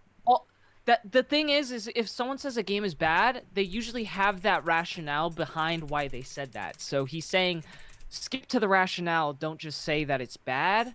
Which I get, but like, who gives a fuck? Who gives a fuck if someone says something's a good game or a bad game? Yeah. Everyone obviously has a reason anyways. Why would you be mad at them having their own opinion? Yeah, and also the reasons might be objective, and also if you're in like a casual conversation with someone and someone says something's bad, you obviously colloquially know that means it's subjective because you're talking casually. Yeah.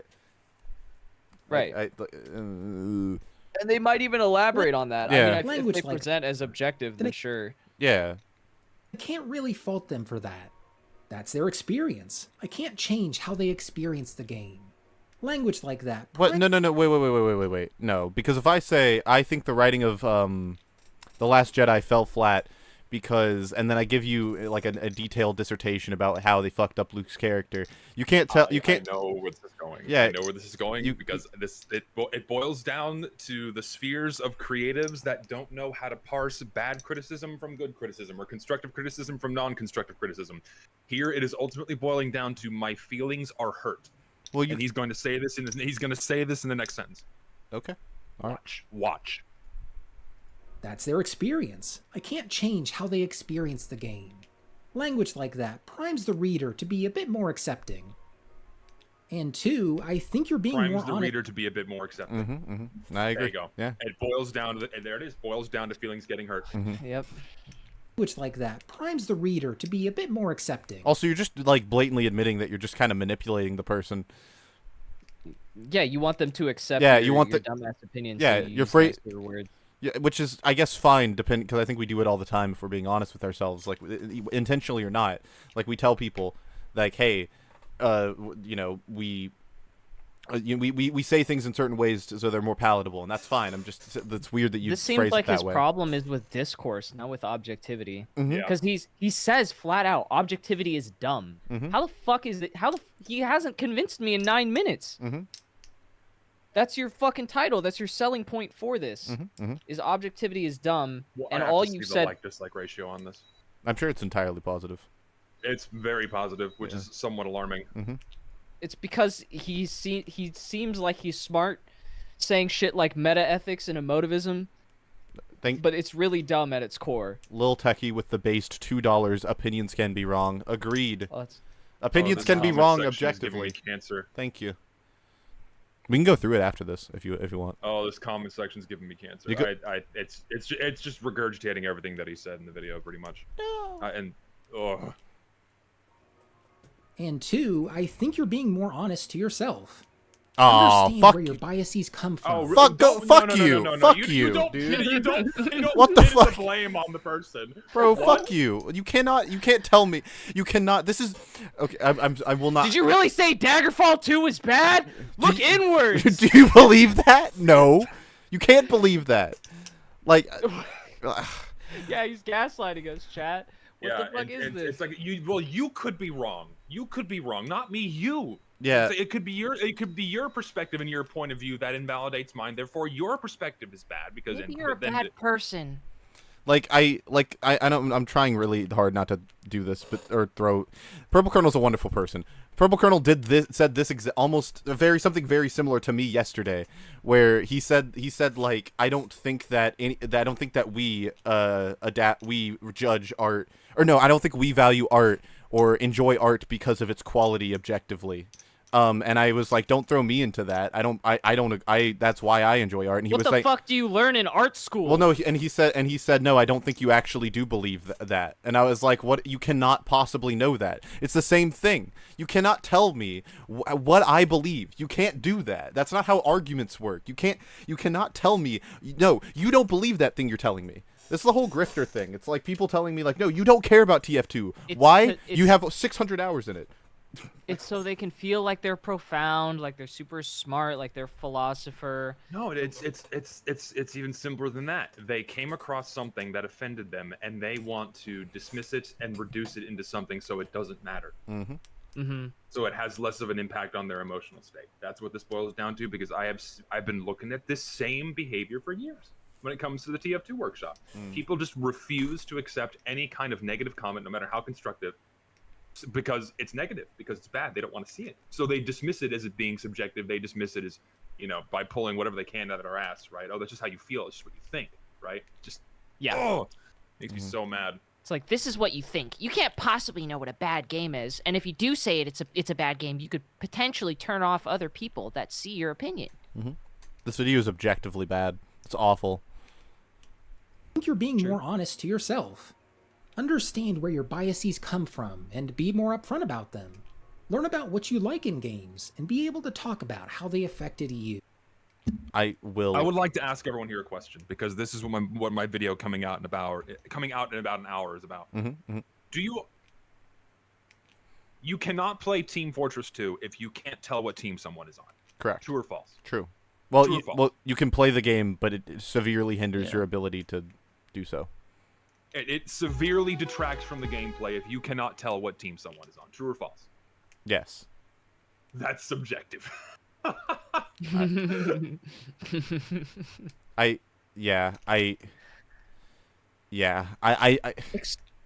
This explore your feelings hippie shit is like pissing me off. Well, like, yeah. I thought it was gonna be a good conversation about the standards of gaming and like actually breaking it down and like genuine criticism. This is just all, hey, maybe fucking keep your opinion to yourself, little bro. Pretzel, oil up, dog. Oil up. I'll be there in 5.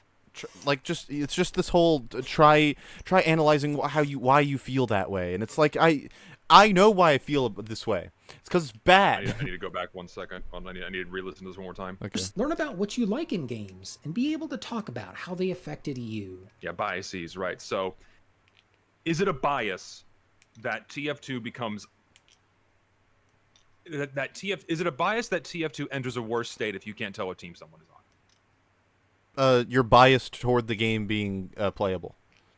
So, I fail this, and I despise that he dismisses that you can dismiss any kind of criticism, constructive criticism, as a bias. Yeah, what about, that is something that is based off of a belief and not a standard. What about predatory battle pass systems that are just fucking milking you? No, for you cash? just hate it because it makes you feel bad. That's the only reason. There's nothing maybe else. You're just a broke ass motherfucker. Look inward. I'm objectively maybe if broke. you had a little paper, you'd have as much fun. I'm subjectively broke. Objectively stupid video on the subjectivity of objectivity. Which ended up being subjectively worse because of its objectively bad arguments. Thank you for the 5 pulls. That was fucking... Oof. Yeah. Words. Self. Understand where your biases come from and be more upfront about them. Learn about what you like in games and be able to talk about how they affected you. Me? I love a really good party in a game. Seeing characters interact in both mundane and dangerous moments brings an authenticity to the group. And I love when a game goes out of its way to show the breadth of interactions between a small team. You can still have those things and have really shit writing. Okay. This is coming from this whole argument is coming from a guy who doesn't understand how fucking games or narratives work. Keep talking. So I'm going to the bathroom. he's incapable of breaking them down. So he's just like, you know what? I'm just gonna talk about how this made me feel and what I like in games, because he can't actually engage with the media on a deeper level in how to construct it. He's just talking about how the media made him feel. The reason why people talk about shit being objectively bad is because they either understand game design, building a narrative, or they've consumed enough media to where they can put it side by side and see maybe what it's based off of or the genre and see if this is a good representation of that genre. This is just a guy saying, well, I fucking like Dragon Quest and RPGs. Okay, but you just told me objectivity is just fucking bad. It's just flat out bad. So you better have a really good fucking argument. No, and like, would you not agree that there are facets to these games that make them good compared to other RPGs? Like why he likes these over others, that these other ones, that these other facets that these games lack, these structures that these games lack, or dialogue that these games lack, right? It's like, there's but things that then he the pointed retort out. would be like, oh, they just make me feel happy. It's just ugh.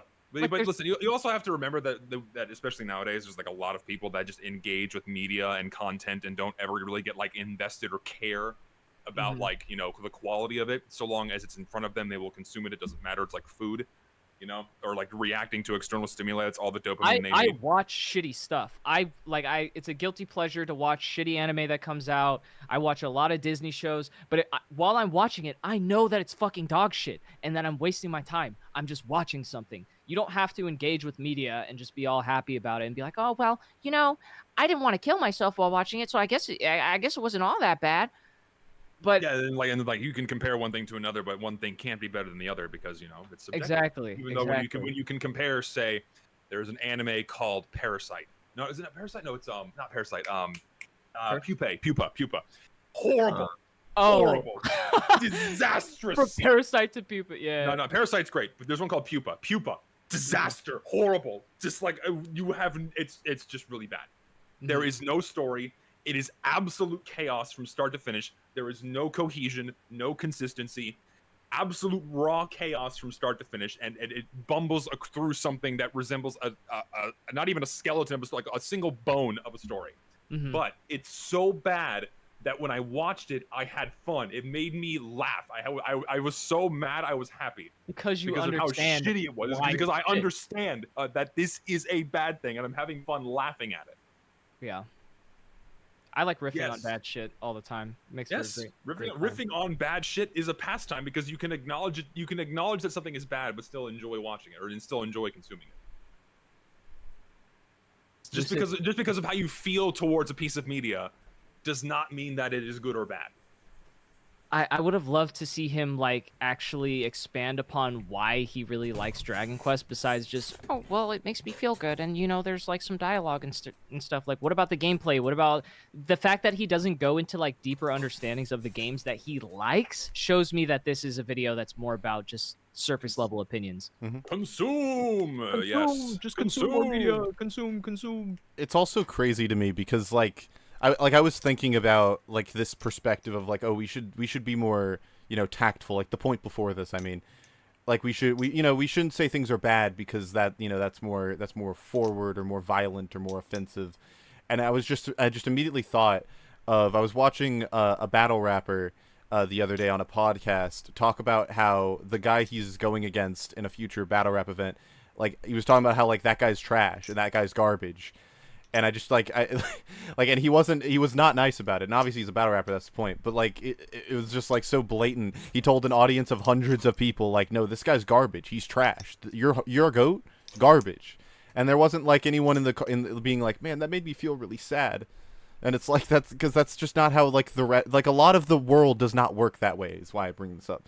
Like a lot of the world just does not function in the way that he is proposing that it should.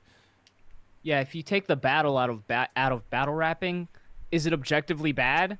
I mean, he's still rapping, but there's no battle going on. There's no conflict. There's no insults. There's things that make it a battle rap, and there's things that make it a good battle rap.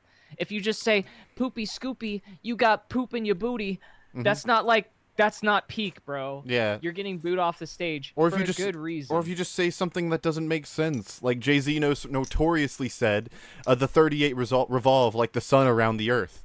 Like, what?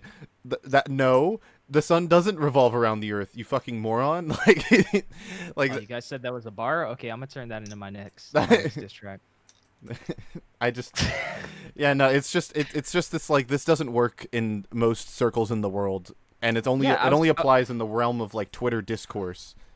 You know? It's literally the let people enjoy things video essay. Yeah. I fucking hated it. Ugh. Goes out of its way to show the breadth. Also, I don't really give a shit about his opinion because he's devalued his own opinion with this video. He's literally said it's just the same as everyone else's. It doesn't matter what he likes, really. Yeah, the reduction. So why bother? So why bother presenting it? It's just it's empty. Of interactions between a small team. That's one of the many things that, if your game has it, it'll probably resonate with me. See if you can think of any specific things you love to come across in a game. Good writing. PBS Kids setup. Good writing. PBS Kids setup.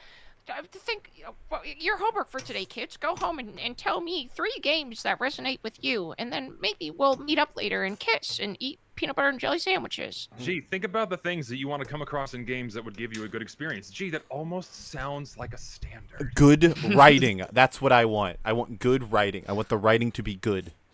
And then you're like, I like what it does when that there's mean? a nice girl next to me talking to me. I like when I have friends in the game too. What about your friends? You have toys at home? Oh, I have this cool Power Rangers toy that I've had since I was 5. Zesty thinks Xenoblade is objectively bad because it has no muscle women in it. It has hot characters. Oh. Does it have muscle women? Okay. No. Not to my knowledge. If it did, I would know. And I'd be playing the games right now.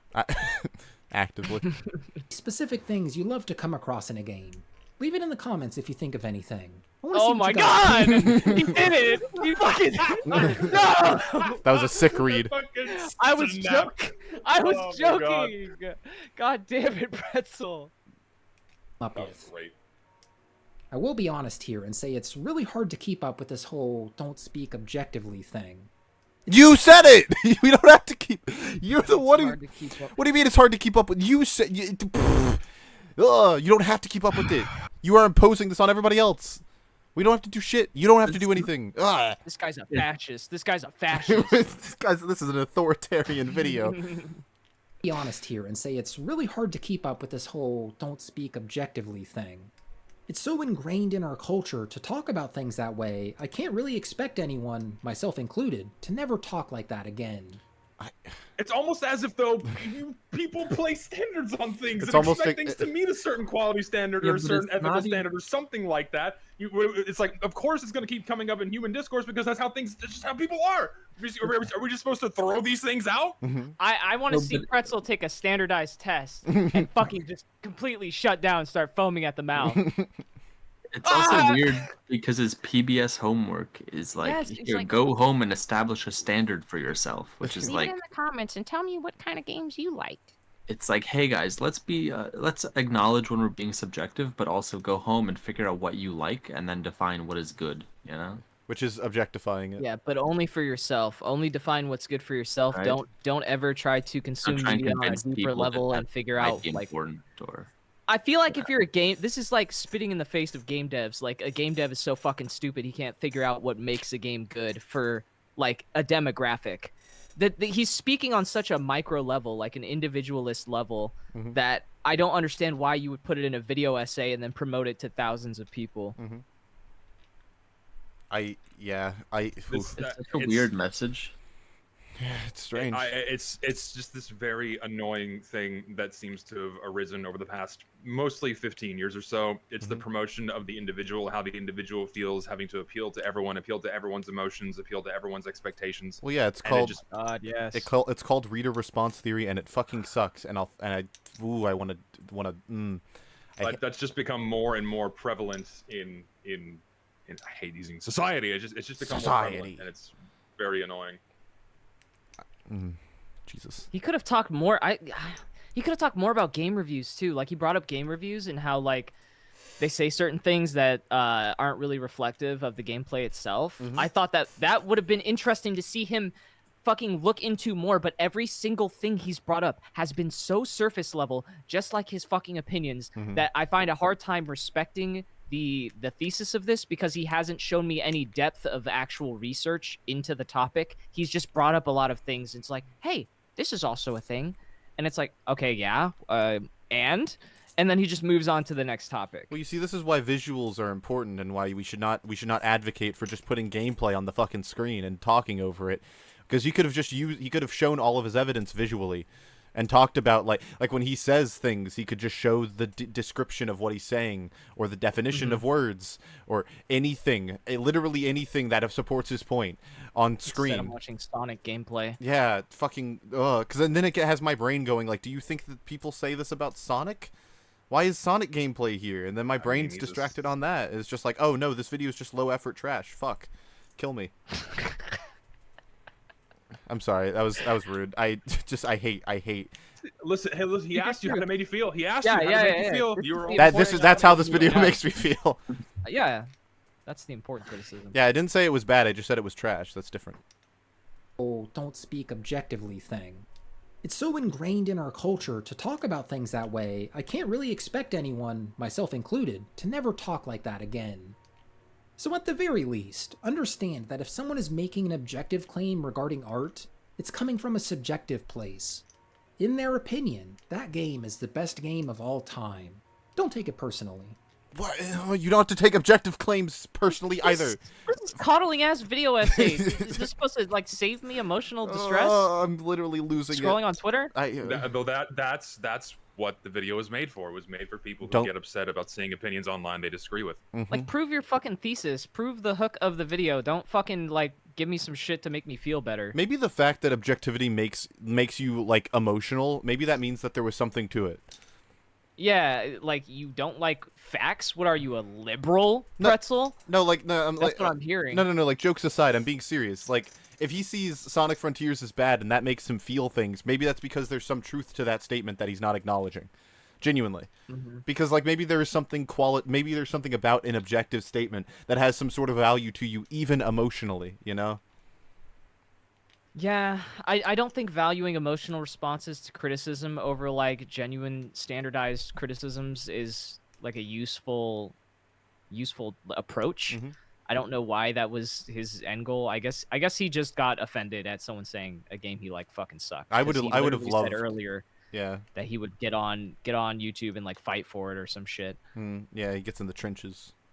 Yeah. Objective claim regarding art, it's coming from a subjective place. In their opinion, that game is the best game of all time. Don't take it personally. But I think it's good to at least make an effort. Try to understand the emotions behind why you want to call something the best, or say a game has bad graphics. Understand why someone might have a different opinion than you. Objectify it, you fucking... Oh, this is useless. This is. I want to take a shot. I feel like I have to numb my senses after this one. It's just like second grade. Like, be empathetic. That is the thesis of this video. It has nothing to do with objectivity. Don't understand the criticism. Don't understand like what they're saying about the game and how that applies to a broader narrative of media and the creation of media. Just understand how it makes you feel, how it makes other people feel. Oh my fucking god, I want to punch my monitor. Like, there's 14 seconds left. There's no way he's turning this around. I want Pretzel to evaluate for himself why those statements make him upset. Because it's not their fault. It has nothing to do with them. I can assure you it's not. The statement Sonic Frontiers is bad versus Sonic Frontiers, I don't like Sonic Frontiers. Those two statements should make you feel equally, which is why. That's the response that you probably should have. Or if you don't care, you don't care, whatever, right? Like, how is this conducive to a stronger gaming sphere? Like, not at all. If all you think about is like how it made you feel bad, like think about why this game made you feel like you didn't like it, instead of thinking about like the actual story beats or like how the narrative, you know, fucking fleshed out, or the gameplay mechanics. Don't think about any of that shit. That's too complicated. That's too fucking complicated for this video essay. Let's just think about how it made you feel in the moment. I wish he was here so I could ask. I want to press him on some of this stuff. Because there's no way this could hold up to scrutiny. It's impossible. He's contradicted himself like 10 times. This is ridiculous. Also, chat, no, this is not worse than the Fudge video, but it's probably second worst. No, it's close, but that Fudge one was... That Fudge video is fucking you can't abysmal. Top that one. Oh, boy. Fudge. He made a critique of Super Smash Bros. Ultimate. You might have seen it. Oh, I haven't seen it. He made Contrary to popular opinion, I don't give a fuck about Smash Bros. Okay, I was just curious. But no, yeah, he made a video about why video essays are bad. And it was fucking horrible and genuinely made it was worse than this somehow. It was really, really bad. It was awful. Holy shit. Like, if you want to sit down and get mad for a while, get a drink, get a snack, sit down, fire up that video, and you'll probably like melt through your floor. Yeah. Your seething anger. Yeah. Awesome. And then you can go, why did that make me feel like that? And, you know, it might have something to do with poorly constructed arguments. It might not be about the way in which those arguments were worded. It's just about the fact that they were bad or something. Yeah. Spend some time thinking about how to communicate your own perspective. What a game is boring. Tell me what it means condescending. to you. Whoa! So condescending. Whoa! It's like a kid show. Wait. We need to evaluate. Wait. We need to evaluate that statement again. I'm sorry. What a game is boring. Tell me what it means to you. Wait, what did he say? What a game is boring. Tell me what it means to you. No. Go back. Let's hear the full thing in whatever context. Time thinking about how to communicate your own perspective. What a game is boring. Tell me what it means to you.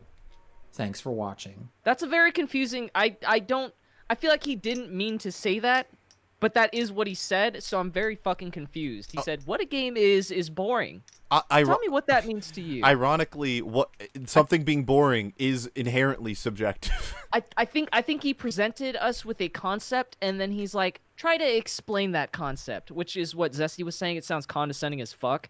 This sounds like what you'd end a kid's show with. It's like, go home and write in the comments 3 games that you really like, and then try to explore why you like those things. But don't think too hard, because objectivity is dumb, kids. But keep it subjective. I'm stuck on a game. What a game is boring is a wild statement, because I highly disagree. I think that is objectively wrong. I don't think that's a statement he's saying. I think he's presenting that as a concept or a potential thing that someone might say, and he's like, explain to me your feelings for why you would say something like that. No. It's like homework. No, he's saying what a game is boring. Tell me what it means to you. It being the game. He's saying, don't tell me what the game is objectively. Tell me what it means. That's what he's saying. No, what it means to you. Yeah, well, what it means to you subjectively. So he's contrasting what a game is boring. What a game is objective. He's saying, don't tell me about that. That's boring. Objectivity is boring. If that is what he's saying, you're gonna make me real fucking mad, Lucid. That is what he's saying. Because that has to be what he means. Because like, he's just saying like, no, you can't tell me what a game is objectively. That's boring. You should tell me what the game feels or what it means. So this brings up a perfect time to read this little thing that someone said to me. Okay. And I'll just read it short. Good example of objectivity in gameplay is gameplay feedback. Since the dawn of video games, it has always been important to convey to the user what has happened in a game. For example, Pong is a very simple game with one overarching goal, and that is to protect your side from the ball.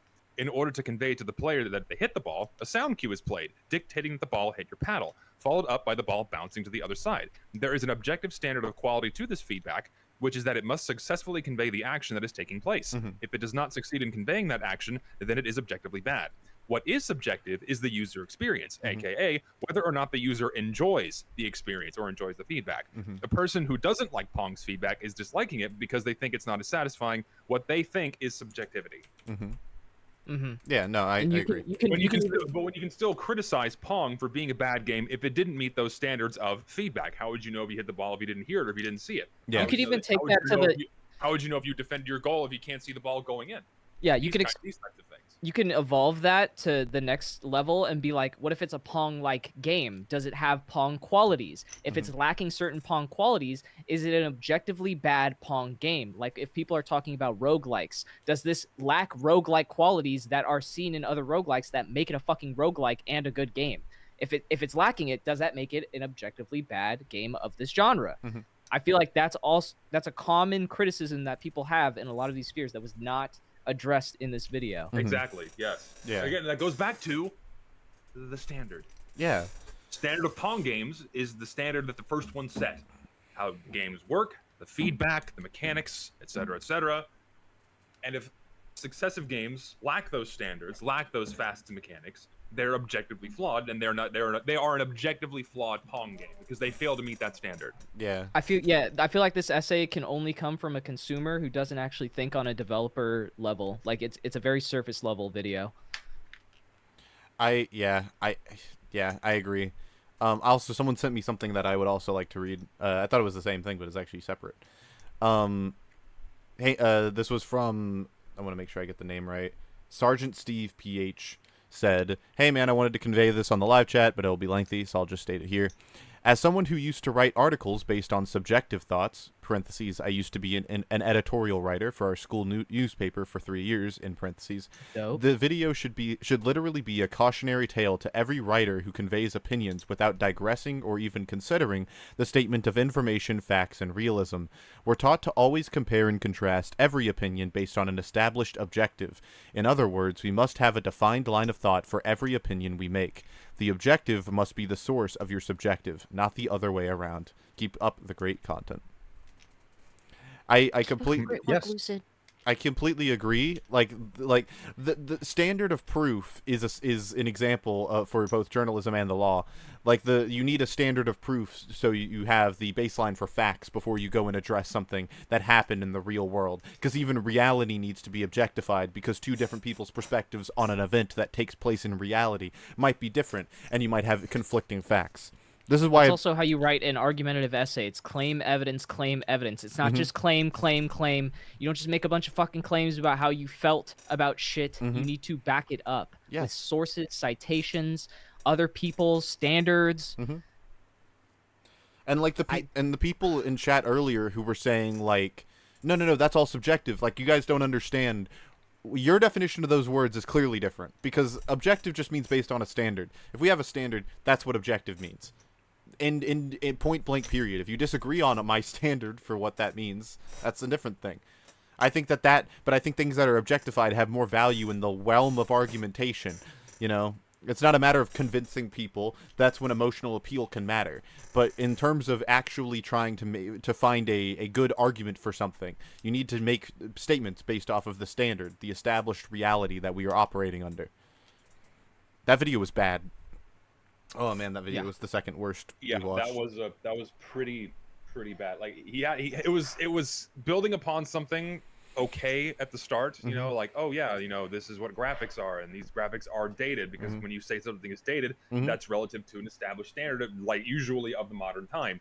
But then when you get into something, oh, these graphics are bad, then you're entering subjective arguments based off one's personal tastes, right? But then he completely throws all of that out of the window by saying, oh, lol, it's just a spectrum and it doesn't matter. All that matters is how you feel. Yep. If he would have kept it at just the presentation of, like, perceived objectivity is stupid, I could have absolutely agreed with him, and that would have been a great way to almost deliver on the clickbait. Like, I literally cheered when I heard that he didn't believe that stupid shit that he led with, but then he went right back to it. Yeah. I don't know why the fuck he did that. It's like he just pulled the rug under himself. He had the fucking red carpet rolled out, and he didn't want it. He didn't want it. Yeah, no, yes. Exactly what you said. we got $5 from Not a Seal Zebra, who said, "As a game dev, I think the idea of objectivity being dumb is insane to me. If you don't like FPS games, you can't say all FPS games are bad." Yeah, yes. You can talk about, you could say, I think that FPS games are bad when they do X, Y, and Z, and then you say, and then someone else says, oh yeah, I think I agree with that. And you go, okay, so this game does X, Y, and Z. Is it bad? And they have to go yes. If they say no, they have to explain why that's not true. I don't like shooting people. Well, then you don't like... Shooting people's bad. Well, you think FPS games, all FPS games are bad then? No, Timmy. You can't say shooting people bad. How does it make you feel? I don't like to hurt people or puppies. Oh, okay. That's the useful dialogue that Pretzel is promoting here. That's what we're going to hear more of. That's what we need. Yeah. Yeah, don't condemn something as wrong. Only say how it makes you feel. Yes. Yes. We should, because when you blur the lines like that and you don't have an established standard at all, then things will just delve into chaos. Reminds me of something Technicals said in which video was it? There's one where you were like, oh, what court should we use if it not the law? Your feelings? Yeah, let's have a court of feelings. Fuck. Yeah, I think that was the anti video. Yeah. It was an older video, but it's literally that. Just like. Yeah, we have a court based off standards that have been developed over fucking years. But no, let's throw all that out for Twitter posts and how you feel about it. Mm-hmm. Fuck that. Fuck that shit. There's standards for a reason. They're all like, oh, dude, it's too hard to go to the police and shit. The stuff never gets resolved. Mm-hmm. Oh, so you're going to solve that by doing it less? Mm-hmm. Yeah, that sounds like a great idea. Do it less. Mm-hmm. Solve less problems through the law. Get less people thrown in jail for doing illegal shit. You fucking solved it. You've actually cracked the code. Yeah, no, yeah. TF2 is objectively a war-themed hat simulator. But it's not a hat simulator. I hate when people say it's a hat simulator. It's reductive and strips away TF2 from its very intentional design philosophy. I need you to define hat simulator. Simulates hats, many hats. I'm glad we got to hear how Zesty felt about it, though. That was important. That was important as well. Yeah, that was the only important part. Everything else, though, the standards, all that shit, just out the window. It doesn't matter. Yeah, what the game means. Yeah, no. I like this, therefore it's okay. You're gonna see that in my. Did we want to look at some of the comments on this video? You can. I gotta open up myself, I think. You gotta open up yourself? No. What? Yeah. Tell us how you feel. You coming at me just like Pretzel? I was, instead of opening up the comments, I think we should do a tier list because we haven't done one in a while. We should de-stress. We should calm down, I think. Sure. You haven't done a... Let me make sure I leave a dislike though. Oh yeah, actually me too. You're so right. I want him to make better videos. Yeah. And I believe in him. I believe he has the capacity to not do this self-aggrandizing bullshit. What tier list do you have in mind? We could do a donut tier list if that's since you you asked do it. We were doing donuts yesterday. Do donuts now. Do you Tech? Do you like donuts? I just ate one this morning. That's actually crazy. Okay. It's like you read my mind. Yeah, we'll do a donut tier list. We haven't done a tier list in a while. We're not doing a TF-tuber tier list, chat. That'd be a really bad idea for several reasons. Yeah, don't do that. Yeah. This guy said this video is objectively good, and Pretzel hearted the comment. This guy's a grifter. Nobody... I swear to God, I'm done. He's grifting. He's straight up grifting. And he said true in replies. Yep. He doesn't believe a single fucking word he said. That's so true. So real and true. Mm-hmm. Where are you doing this? I'm just donut tier list. It's gonna pop up on his stream, so there'll be a slight delay. All right. I have a donut tier list. I don't know what's. Oh no, actually, I think I can recognize what most of these are. I see. I know what all these are because I'm a fat fucking heart. Oh holy shit! I know all of these. Yeah, that's crazy. I definitely recognize most of them. They have the Japanese donuts in the second row. All right. What are we doing? I think this is an eclair, right? Yeah. So no, that is a Long John, and Long Johns are fucking delicious. They are the best donuts ever made. They're immediately in triple S tier. They're so good. But the question is, maple bar or chocolate? Chocolate. See, that's where you lose me. No, not maple. Maple bar is below. Is maple bar this I like one? maple bars more. Yeah, all the maple way bar. to the Yeah, right. that's Maple maple bar bar. should be on the bottom. No, that one looks plain. No, it's got maple frosting. Yeah, it's- I think it's. Wait. I Wait. think there's a maple one next to Yeah, it. wait, on yeah, that, yeah. that plate. I think this is just a frosted one, and this is a maple bar. Yeah, frosted one is mid. Yeah, frosted is. Yeah, you need either chocolate or maple, but chocolate is better. Okay. I think we can all agree that the Hostess powdered ones are fucking dog shit, though. They're like D tier. I Yeah, I wouldn't think put them they're in D F. tier. I don't think they're I'll put F. Yeah, they're not the worst possible choice. Also, wait, I just want to. For two things. One, I love how Alan didn't say anything like the whole video, and then the second we start talking about donuts, He's locked in. No, I'm You here. did. I'm here. he was like, yes. Also, not a Seal Zebra super chat, another $5. Thank you so much, by the way, for all the donations, guys. You guys are great. And said, Whatville is objectively the best map in TF2 because, wow, I love Christmas and presents so much. Yippee, wahoo, Australian Christmas moment. I like how he's in character with Luigi. Yeah. Wahoo. Oh no, maple bar goes in A. No, Or I is that the? I just- oh no, that's the. no, that's the not frosted. maple bar, That's the frosted frosted one. My Maple bad, bar my goes bad, in my A. bad, my Yeah. bad. No, the Long John goes in triple S. Maple bar's out. Yeah, I'm fine with that. I can concede. Yeah, Long John triple S, maple bar S. Oh, How do we feel about custards though? Because I love chocolate custard donuts. Fucking love custard donuts so much. Mm. You see? No, that's Those are just cream filled. Yeah, those cream Cream filled. filled Custard are is also yellow. like S tier. Cream filleds are just It's like not. oh, yeah, but God. it's not Bavarian cream, which would be like triple S, right? No. Custard is the yellow one. On the right. Yeah, the one with the chocolate frosting and the yellow cream. No, not Wait, that's wait, the wait. cream This filled. one, No, this no, one. no, that's a proper placement for cream filled. That's good for S. Okay. Cream filled is nice. Yeah, I but would the put that in custard S. ones are. S or triple S. I mean, the custard ones are just a short Long John, so it's also triple S tier. Yeah, that's true. Actually, I- that's a good point. I can shake on that. I can shake on that. Is this just a Krispy Kreme donut? This one on the far left? It has to be, right? That might just be a plain donut. Is that plain? It just looks like a donut. That looks like the giant Texas donuts we have here at this one restaurant. They're literally It the size cannot. of your head. It cannot be that. I refuse to believe it is that. Hold on, I'm gonna go. So giant Texas donut. Pulse it's in my hometown. Pulse Kinesis said the best way to get diabetes on today's stream. I actually like the chocolate Hostess donuts. I don't like the powdered I think ones. they're the C tier. consistencies. No, I don't think You I think guys that- have it completely backwards. The powder ones are just better. No, the Oh. powdered ones are fucking ass. No, because the chocolate ones have that weird coating that make your mouth Yeah. all slimy. I would put the chocolate donuts in F. I think they're gross. It's You, like got eating you got a fire. problem with a slimy mouth, You're like eating I, bro?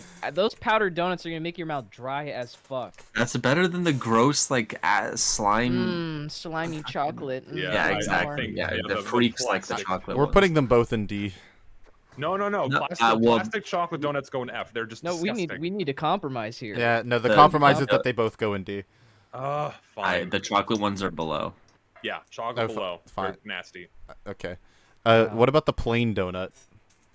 I think it should be B. Is that is plain? that what it is? I think it's It either looks plain like or plain frosted. Because I don't see a plain glazed. I think it's just plain. I mean plain. You can never go wrong with plain. It's still sweet. It's still a donut. I think it's like the baseline C tier standard. Well, No, it it's definitely- depends, 'cause it's some B. frostings are better than others. Like Krispy Kreme is S tier frosting, but like Krispy Kreme is fucking disgusting. I hate What? Krispy Kreme. All you taste with Krispy Kreme is the sugar. You don't get any of the Exactly. bread. They're too airy. No, they're nasty. Krispy Kreme sucks. But they gave me free Incorrect. donuts for my A's in school. I think Krispy Kreme sucks. Fucking nasty shit. And hate it. opinions. Alan, how does that opinion make you feel? Do you think Zesty should have reworded it to angry. make you feel Have better? you seen I that think you should video? have said, in my opinion. Stop glazing. You seen the video of the Krispy Kreme that has the fucking bees all over their shit? No. What? Bees? Yeah, they got bees like all in the. It says What? it's bee friendly. It's got one of those fucking little signs or whatever. It's fucking disgusting. Get What that is get this? that shit off my Krispy Kreme donut, cuz. Ew, it's a bee covered donut? What the fuck? Yeah. What the fuck? Hold on, I'm looking this up. I don't. What are you talking about? I just see Bee bees on donuts. crispy- It's like Facebook. Cream. You found the video already? No, I'm looking. I I'm found looking a at- picture, and now I see like a TikTok of a What? guy eating a donut with a bee on it. I found it as well. What the fuck does this mean? What does it mean? I Bees on can't believe That's it. weird. Oh, that's awful. What Look, the I looked fuck? up bees on found it. Krispy Kreme donuts. The first thing is a Reddit thread for a bee friendly Krispy Kreme. What the fuck is this? Yeah, it's fucking right here. Pull it up. Yeah, you found it? Yeah. This is What the fuck? this is horrifying. There's fucking bees on it. What do you mean be Just friendly? bees. I don't want to be friendly. Get them off That's of there. disgusting. This is They're shitting on my food. This is terrifying. Is the bee Krispy Kreme lower or higher than regular Krispy Kreme Zesty? That's at least like that's just inedible. You're not eating bees. You're not eating peas. You're not Not eating the bees. Not the bees. Bro, I'd have a fucking panic attack walking to a bee-friendly Krispy Kreme. All right, so wait, if this It's is like a safe okay, space for bees. if this is a Krispy The Kreme fucking donut, where hostess does is it go? just covered in welts. She's like, no, it's fine, it's fine. Yeah, so we're one of those beekeeping suits. Yeah. Okay, so where does Krispy? I'm assuming this is a Krispy Kreme donut then. So where does it go? Is it? I guess it is. If we're assuming this is Krispy Kreme, I want to put it in F because I think Krispy Kreme sucks. No. What happened to you can't go wrong with a glaze? You could at least but put it in the listen, same tier as a Krispy Kreme- glazed Long John. Listen, Krispy Kreme sucks because you're not getting a donut. You're getting 85% air, and the rest is sugar. Let's you say, get like 1% What are milk. you trying to get when you get a donut? I want a nice, dense, thick, hot, frosted loaf. I don't want weak, watery shit. That's nasty. It's not appropriate. I need. Can we please, It's not good enough. please clip that chat? What the fuck? No, Krispy Kreme sucks. if we're just considering it as like a plain glazed donut in general, though, I think C. It's B. at least has to be in C. It's B. Yeah, plain glaze is C, 100%. C, No, C it's or B. It's better. It's better than C, I think. Is there apple No, fritters I know, on but, this? but maple bars are better than plain glazed. I can't do that to a maple. Or that's right. That's not frosted. Fucking That's confusing it for a maple Yeah, bar. maple bar's up Put here. the maple bar. maple I need bars like a here. different picture. I need a different picture. No, fuck you. Remember things. Use your brain. It looks the same. I will put the glaze in B tier. Fine. Sorry. Raspberry filled donuts go in A tier at least. I agree.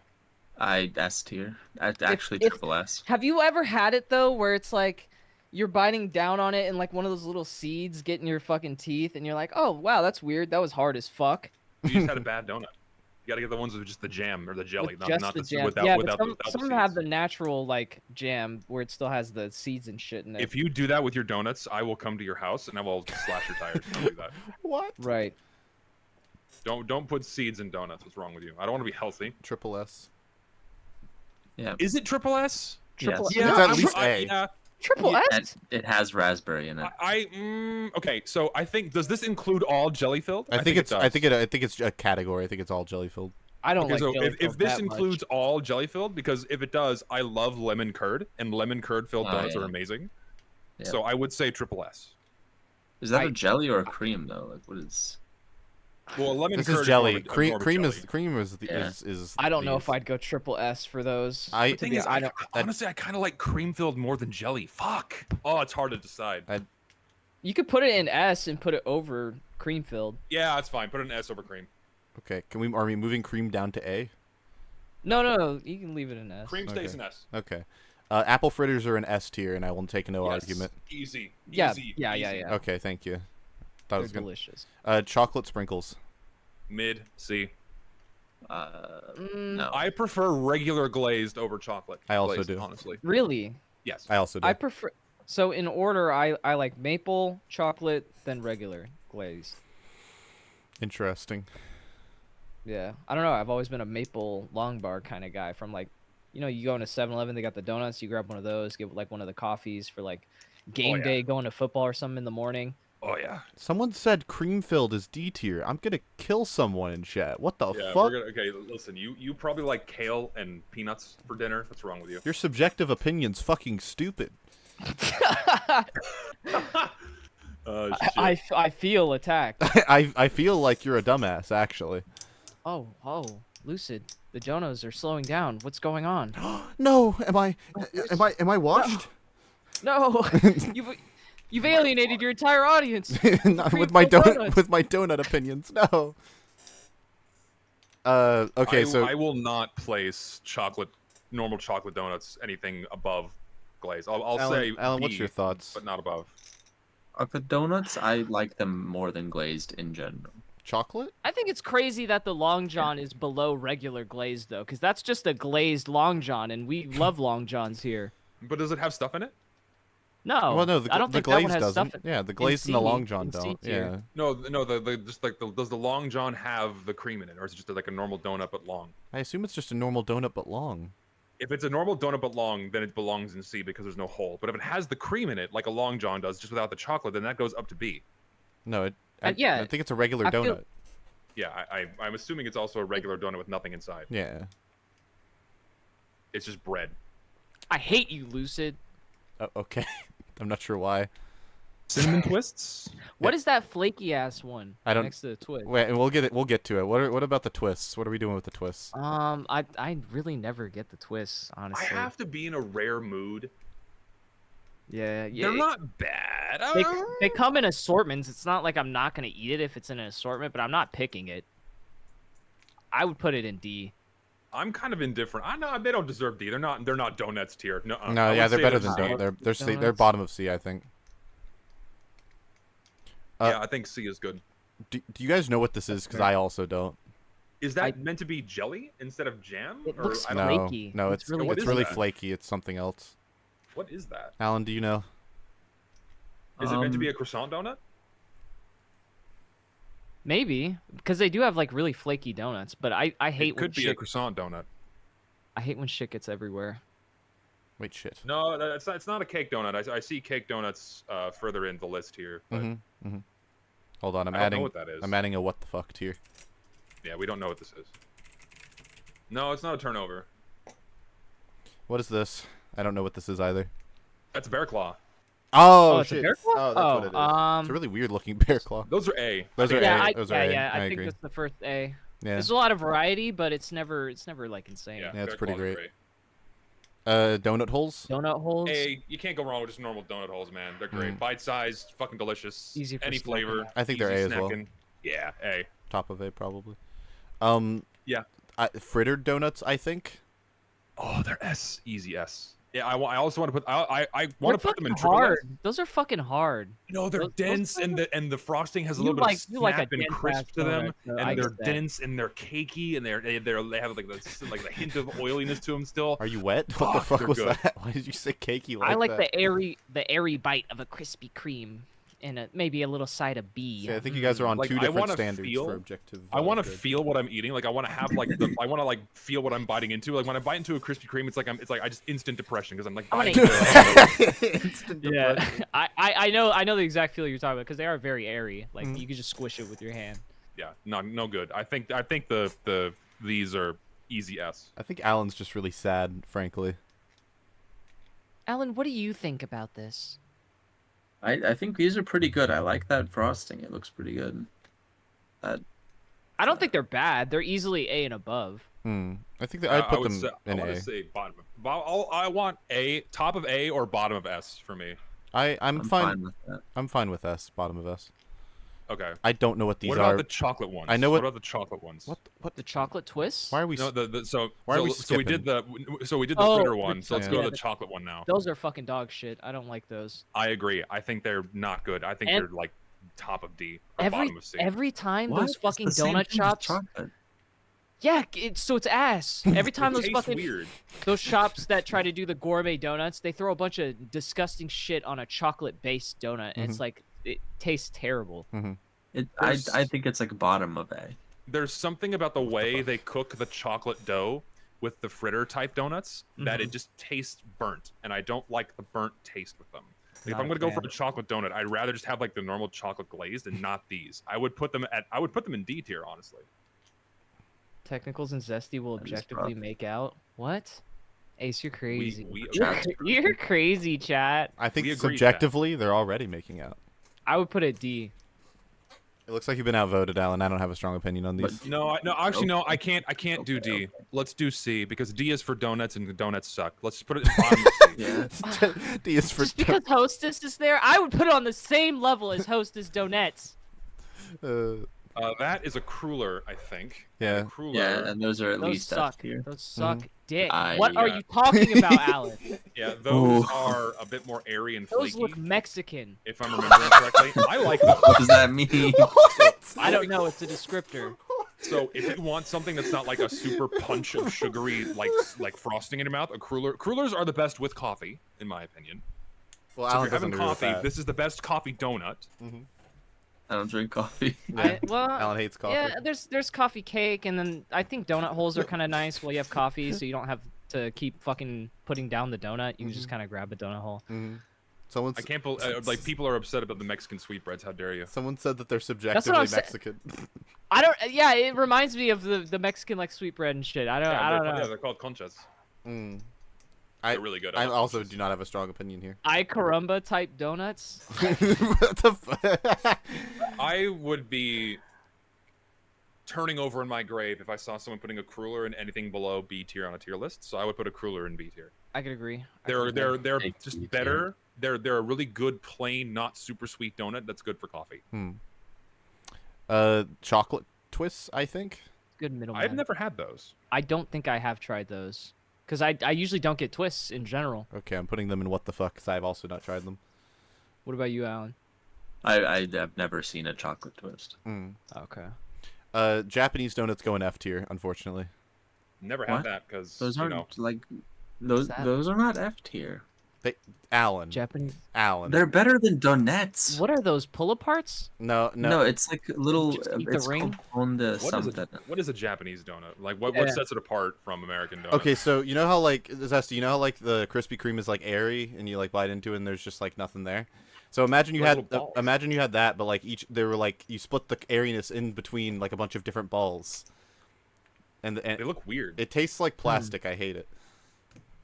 Yeah, I they have look That's no because strange. you've only eaten plastic Mr. Donut once. You I've gotta, no you gotta experience get the real ones. What are the what is this, like communism? What the fuck are the real Japanese? You've never had real Japanese donuts. Yeah, What the fuck? They've never It's been never been tried tried. before. They are not mochi, chat. I don't know what the fuck you're talking about. it's. I think it's could be slightly mochi. I would believe it. No, no, no. These are listen. at least better than donuts. Come on, man. But we have nothing in F tier. Then Move put them the down. fucking white powdered donuts in F. No, put the chocolate ones in F. And then Okay. put Yeah, this chocolate above. We're ones gonna are be an F. we're gonna Yeah, be throwing chocolate or an F. hands. We're gonna be throwing hands. Pink sprinkles. A. If They're so It's sugary strawberry. though. is it It's strawberry icing? Mm-hmm. So Yeah, sugary. that's- Kind of gross. If it's strawberry icing, gross. I want them in A tier. I want it in D. Strawberry makes it more palatable, but like the just regular like pink sugar always No. comes off super sugary. Yeah, it's no, gross. like It needs to be however strawberry.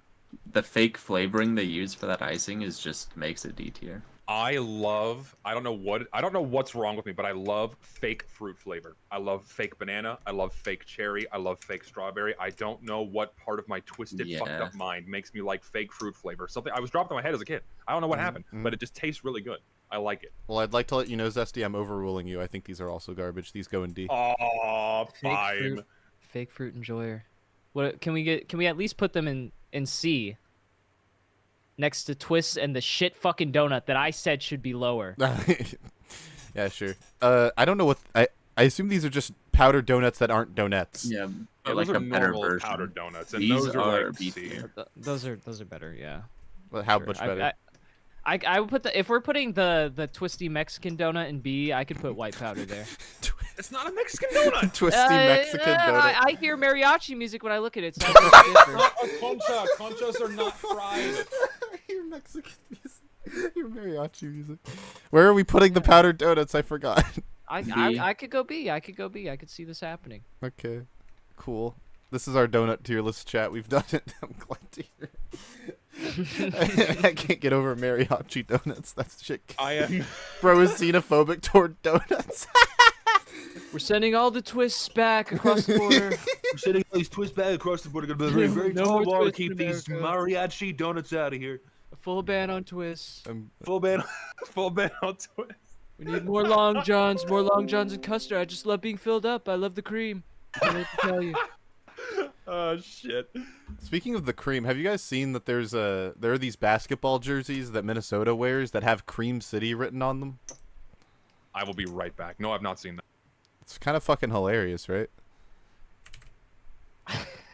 Like they just have fucking jerseys with the words Cream City written on them. It's Wait, what are you talking about? there's in the Minnesota Bucks, they have a jersey. The Minnesota Bucks. Yeah, they have a jersey that just says Cream City because that's apparently a nickname for Minnesota. What? They have a jersey called Cream City. How does Is it because there's a lot of cows in Minnesota? I don't know, but I just think Cream City's kind of funny. Cream City's crazy. Crazy business. Imagine being like, we're gonna take you to Cream City. You're going to Cream Town. Oh man, the official UFR donut tier list. Is that going in the server? No, it's going on my Twitter. Oh, okay, let me retweet that. Let me gas it up. I love donuts. So yummy. Man, that was a good UFR. I feel thoroughly I feel like we committed multiple crimes. Right. That video was a fucking crime. Very solid. I'm fucking tired. That was awful. That video was really bad. Chat. I just, man, because he almost had something. Yeah. He almost had something. And he fucking let it go. You let it slip. It took us on a Did I fucking. miss something? No, we were just talking about the video again. Yeah, yeah, we were talking about Cream City. Yeah, hold on. Let me get a picture of these fucking jerseys real quick. I want to show you guys the Cream City jerseys because I think they're funny. Oh no, it's Milwaukee, not Minnesota. Zesty drops in 10 minutes. Oh, guys. Oh, get ready. Oh, get ready. I am nervous for this video. I did something different. Was it your hair? Yes, it was my hair. It's gone. Oh, nice.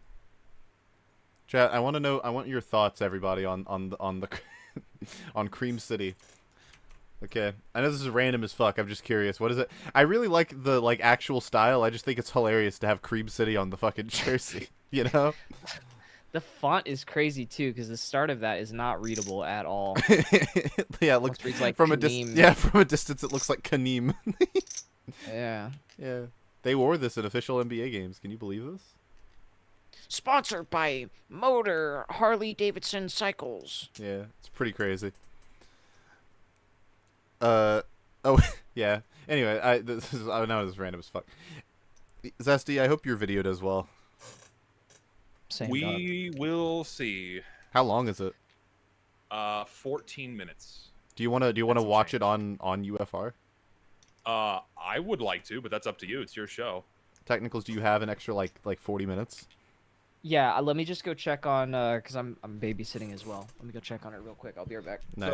So, my request, if you don't mind, is I made this video where you shouldn't pause it. Yeah. I don't want to say why without giving too much away. I think it's important if you don't, and if you want to go back and comment on things later, then we can. I don't know if that throws a wrench into you wanting to show it on stream. No. That's good. That's good. But yeah, Hold on. I'm nervous, but we'll see how people respond to it. I gotta make her some food, and then I'll be right back. All right, cool. I'll just sit and call. It's only gonna take me like 15 minutes or something. Chat, we're gonna watch Zesty Jesus' video right now on stream, live, with Zesty. That's crazy.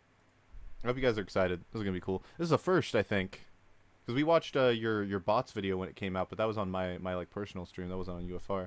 This is a first. Yes. Yes.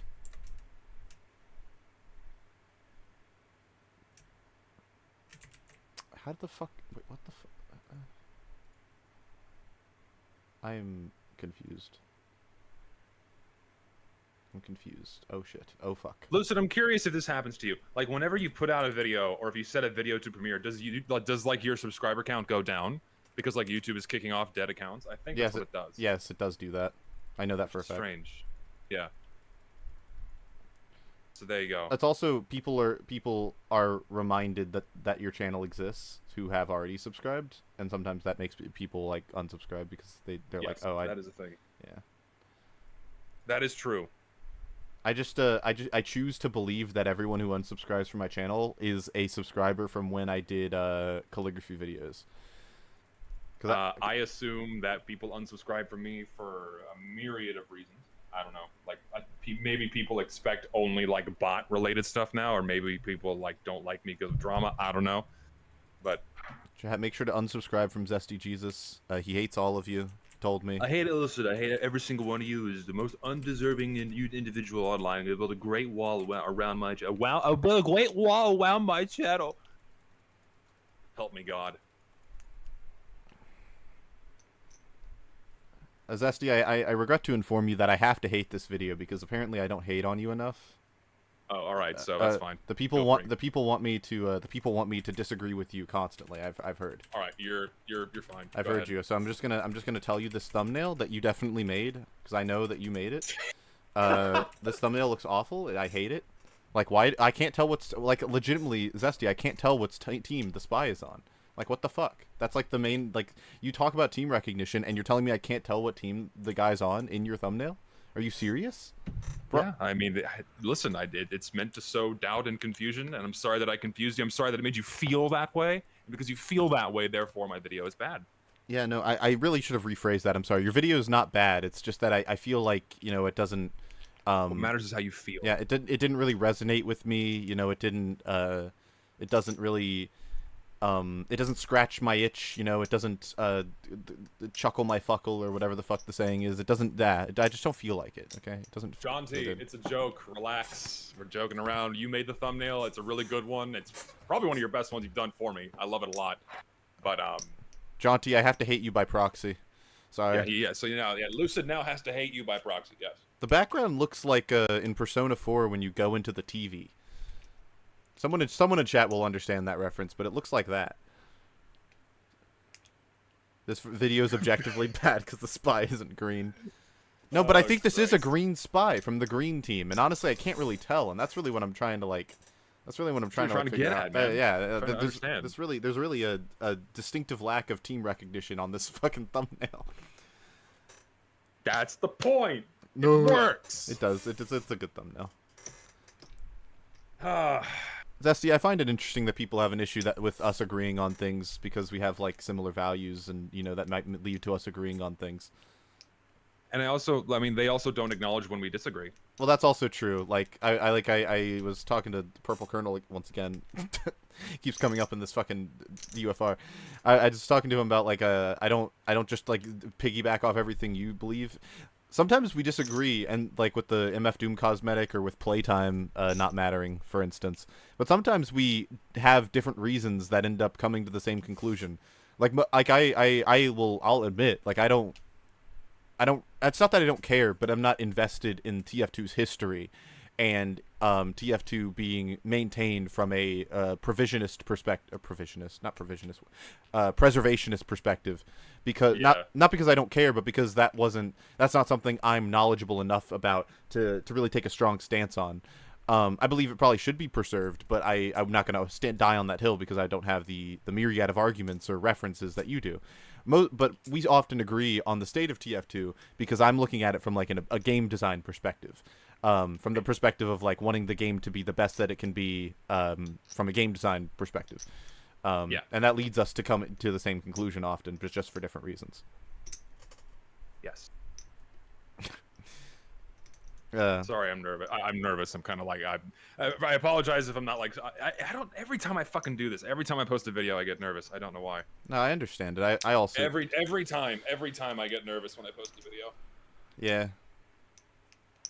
Zesty, I've been having this this thing in my back that's been happening for the past few months. I think I need to get it checked.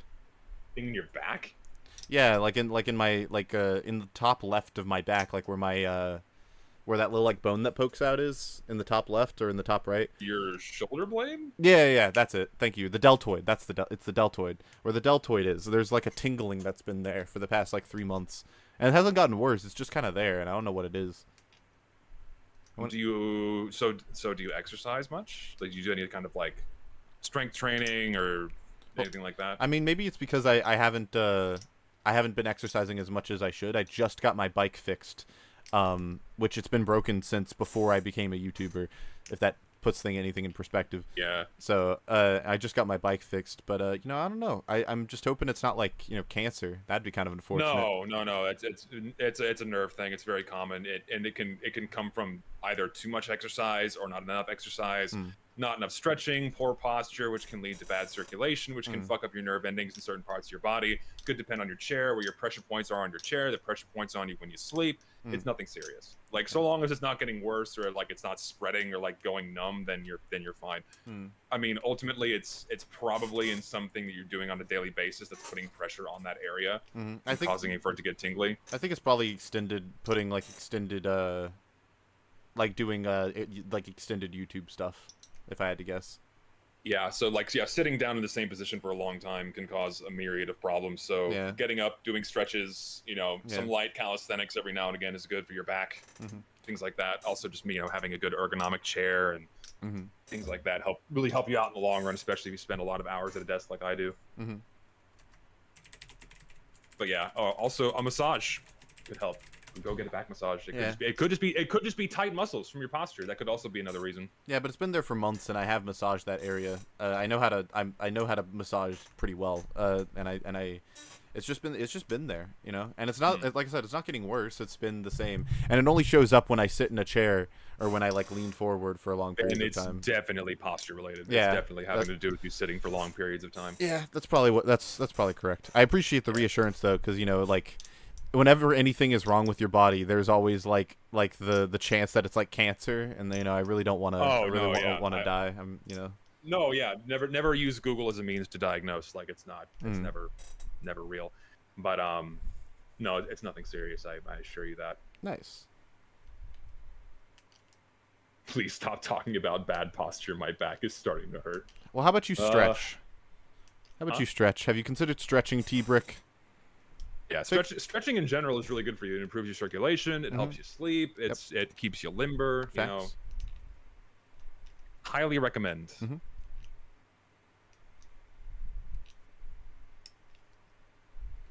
So I will also say, Lucid, bear with it. Oh, okay. I'm not gonna. Well, we're not gonna pause it. We'll talk about it at the end. No, I know, but when it happens, and you'll know, bear with it.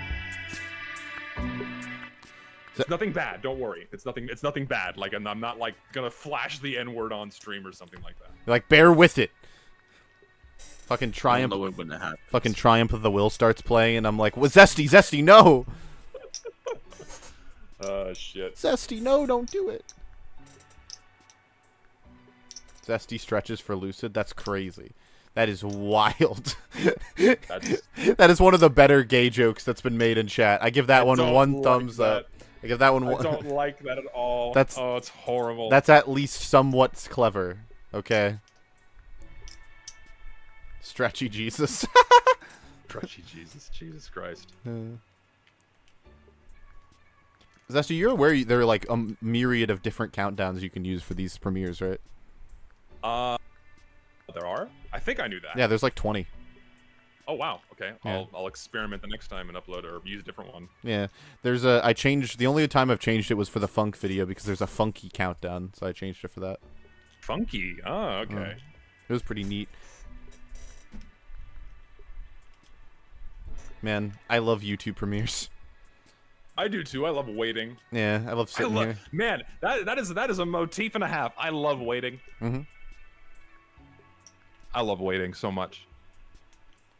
So you have 573 people anticipating this release. That's cool. I like it. I dig it. Oh, that's fine. Yeah, it's just people are excited. Yeah.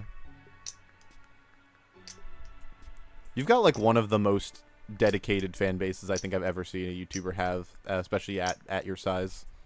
And Pause. I am immensely grateful for it.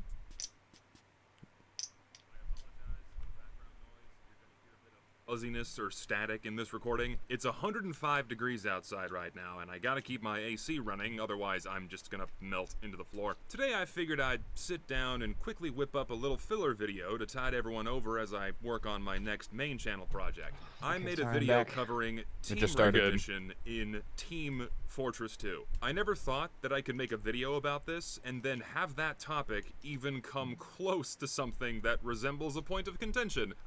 It was really bizarre bizarre seeing people trying to twist themselves in knots attempting to justify any situation where you couldn't tell what team someone is on by simply looking at the color of their character model. Which is, you know, the deliberate, clear design choice from the developers that shows what team someone is on, but I don't get it. Maybe you just have people being contrarian, I don't know. But overall, like 99.99% of you agree that team recognition must be preserved and strictly adhered to when making cosmetics. But if you need a refresher as to why this is important, the main video is linked in the description below, but as a brief summary, one of TF2's fundamental design principles is its gameplay readability. Character models are deliberately colored in such a way that from any possible angle, players can tell what team someone is on at a glance.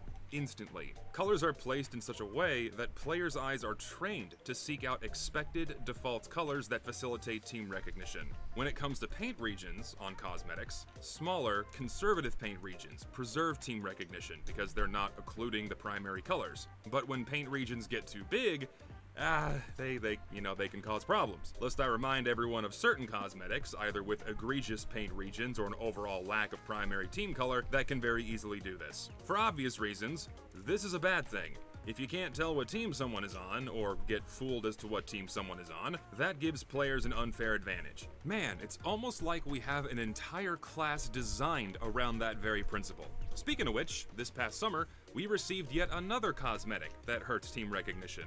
The Tuxedo Royale. And I previously praised this cosmetic. I think it looks great. I think it's well modeled. I think it's well textured. Fits the game nicely as a Bond reference. Spies makes sense. It's well thought out, except for its one glaring flaw, which I did not appreciate at the time, the absolutely gargantuan paint region.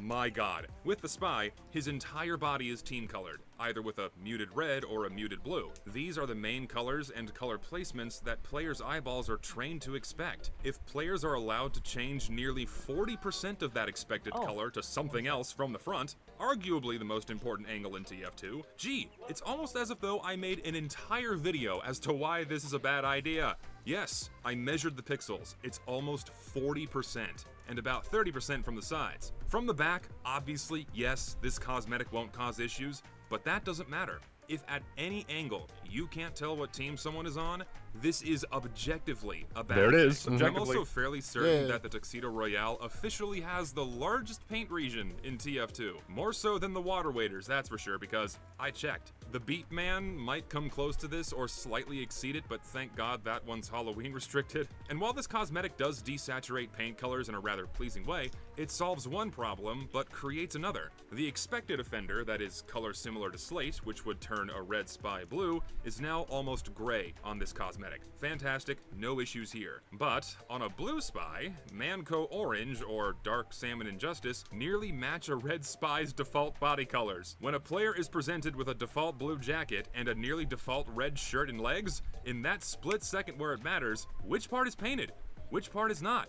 No player has encyclopedic knowledge on every cosmetic in their paint regions. How in the hell can someone know what team this guy is on? This is really bad. And as for red team, in place of color similar to slate, you can just use lime green, a nice dark cool color. You throw in a couple more cosmetics that change parts of the Spy that people normally expect to be team colored, like his entire damn head, and yeah sure, fuck it, throw a skin in there for good measure, and you're off to the races. But you know what? Enough of my yapping. I'll let the game speak for itself. I mean, normally that's a good way to do it, but... Oh, I fooled him! Come on, let me kill him. Yes! I fooled that guy. Accidentally loaded into Megalo and it takes forever. They might have. He didn't know. He didn't know. I felt like I rushed the. Like we did rush the development. He just walked past me like I'm on his team. Did. Probably arbitrary. Valve secretly loves the blue team. He just walked right past me, dude. Real quick. Give me a second. The only good AI video I've ever seen is fucking. God.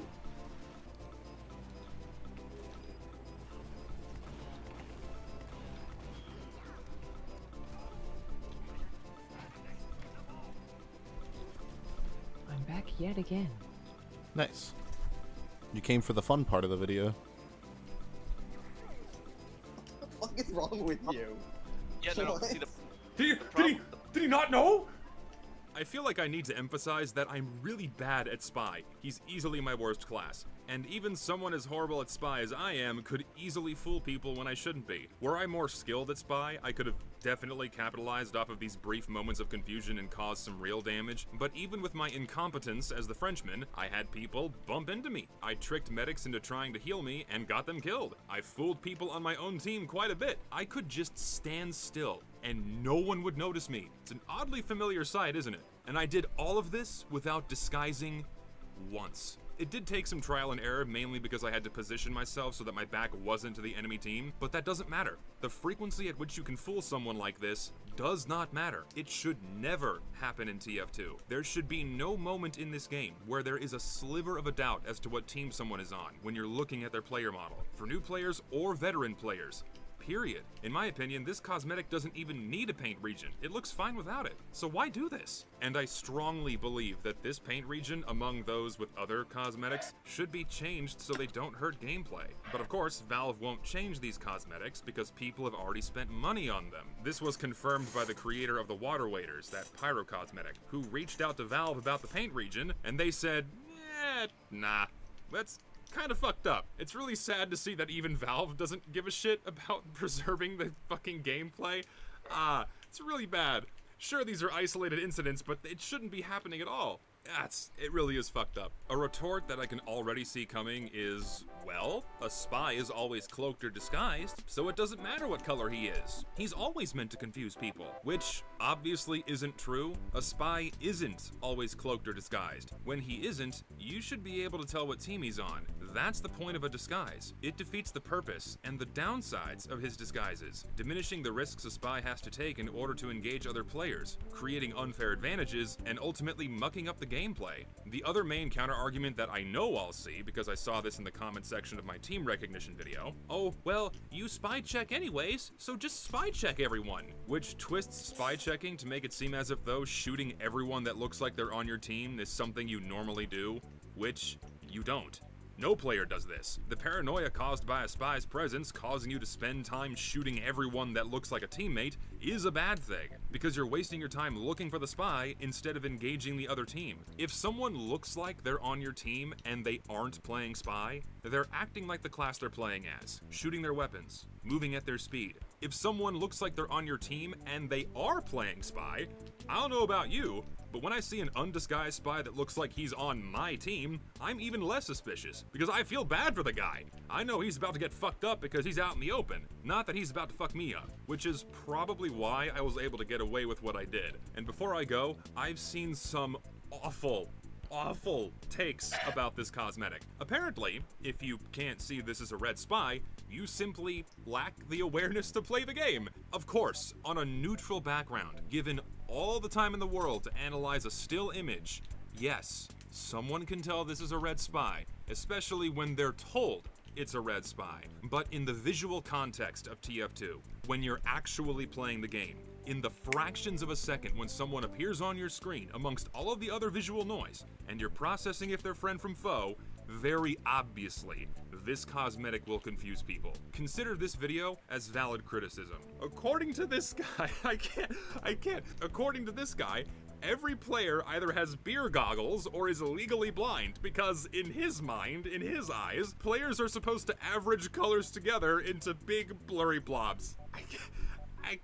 Dude, whatever you were smoking when you typed this, please give me some of that shit, because this is hilariously brain dead. Yes, players totally can't distinguish between areas of different colors, and totally don't get confused when their eyes are met with a spy that is half red and half blue.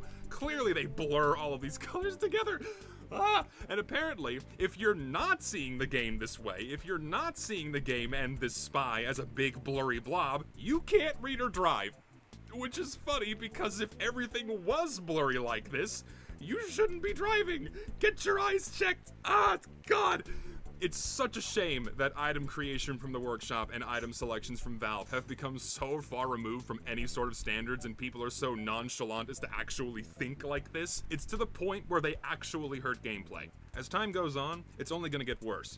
Valve doesn't care, the people who make items don't care, and the people mocking the game don't care. Sure, most of you, like the vast majority of you, will see something like this and agree. I still care about the game, and I want to see the game treated well and to have at least the sanctity of the gameplay preserved. I want to see this game treated right, so I'm gonna keep making videos like this.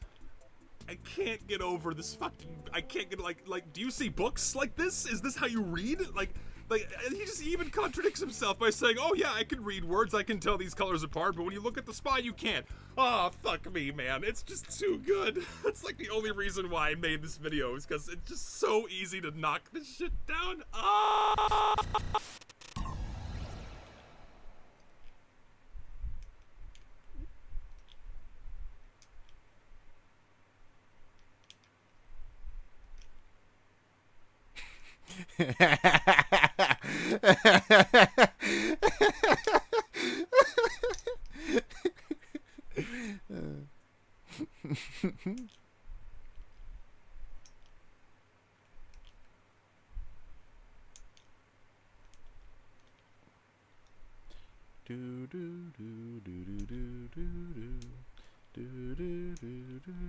Just like a joke about how fucking long it takes to find a match.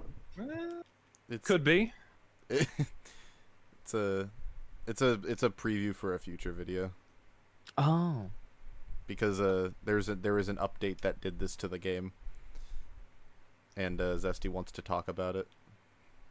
Got it.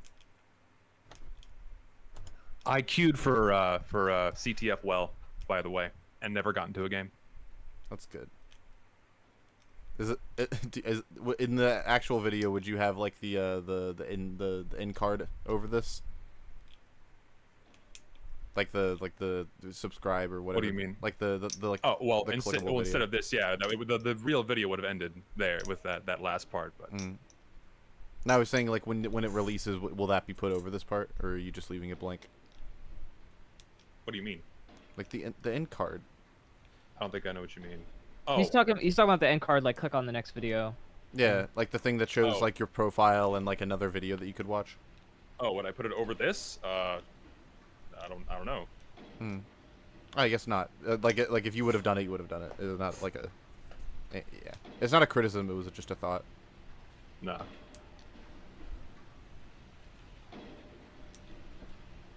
Are we queued for casual right now? I honestly, the video stopped playing and I think I fell asleep a little bit, and I just woke up and we're queued for casual. Yeah, isn't it pretty late for you right now, Lucid? It's 3:15 in the morning. God damn, boy. Home Depot incoming. What do you think? That's what someone in the chat said. I don't have a lot of context to TF2. I'd like to jump down the rabbit hole and maybe watch some more stuff about like what goes on there. Zesty's a great person to watch. It's so old, so there's like so much history behind everything going on. So if you're not locked in, you're not locked in. But I do understand the main criticism about, because that is a good point. I think that's why they don't really do a lot of cosmetics in comp shooters like Valorant, because you need that immediate recognition. If people were all different fucking colors and shit, it would be a little confusing. Did you ever get a game, Zesty? Nope.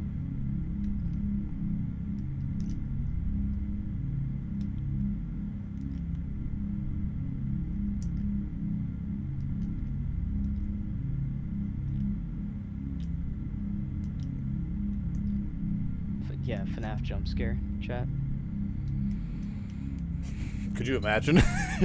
Just Foxy. I would do that. I would do that to my viewers. Bro, that would get me.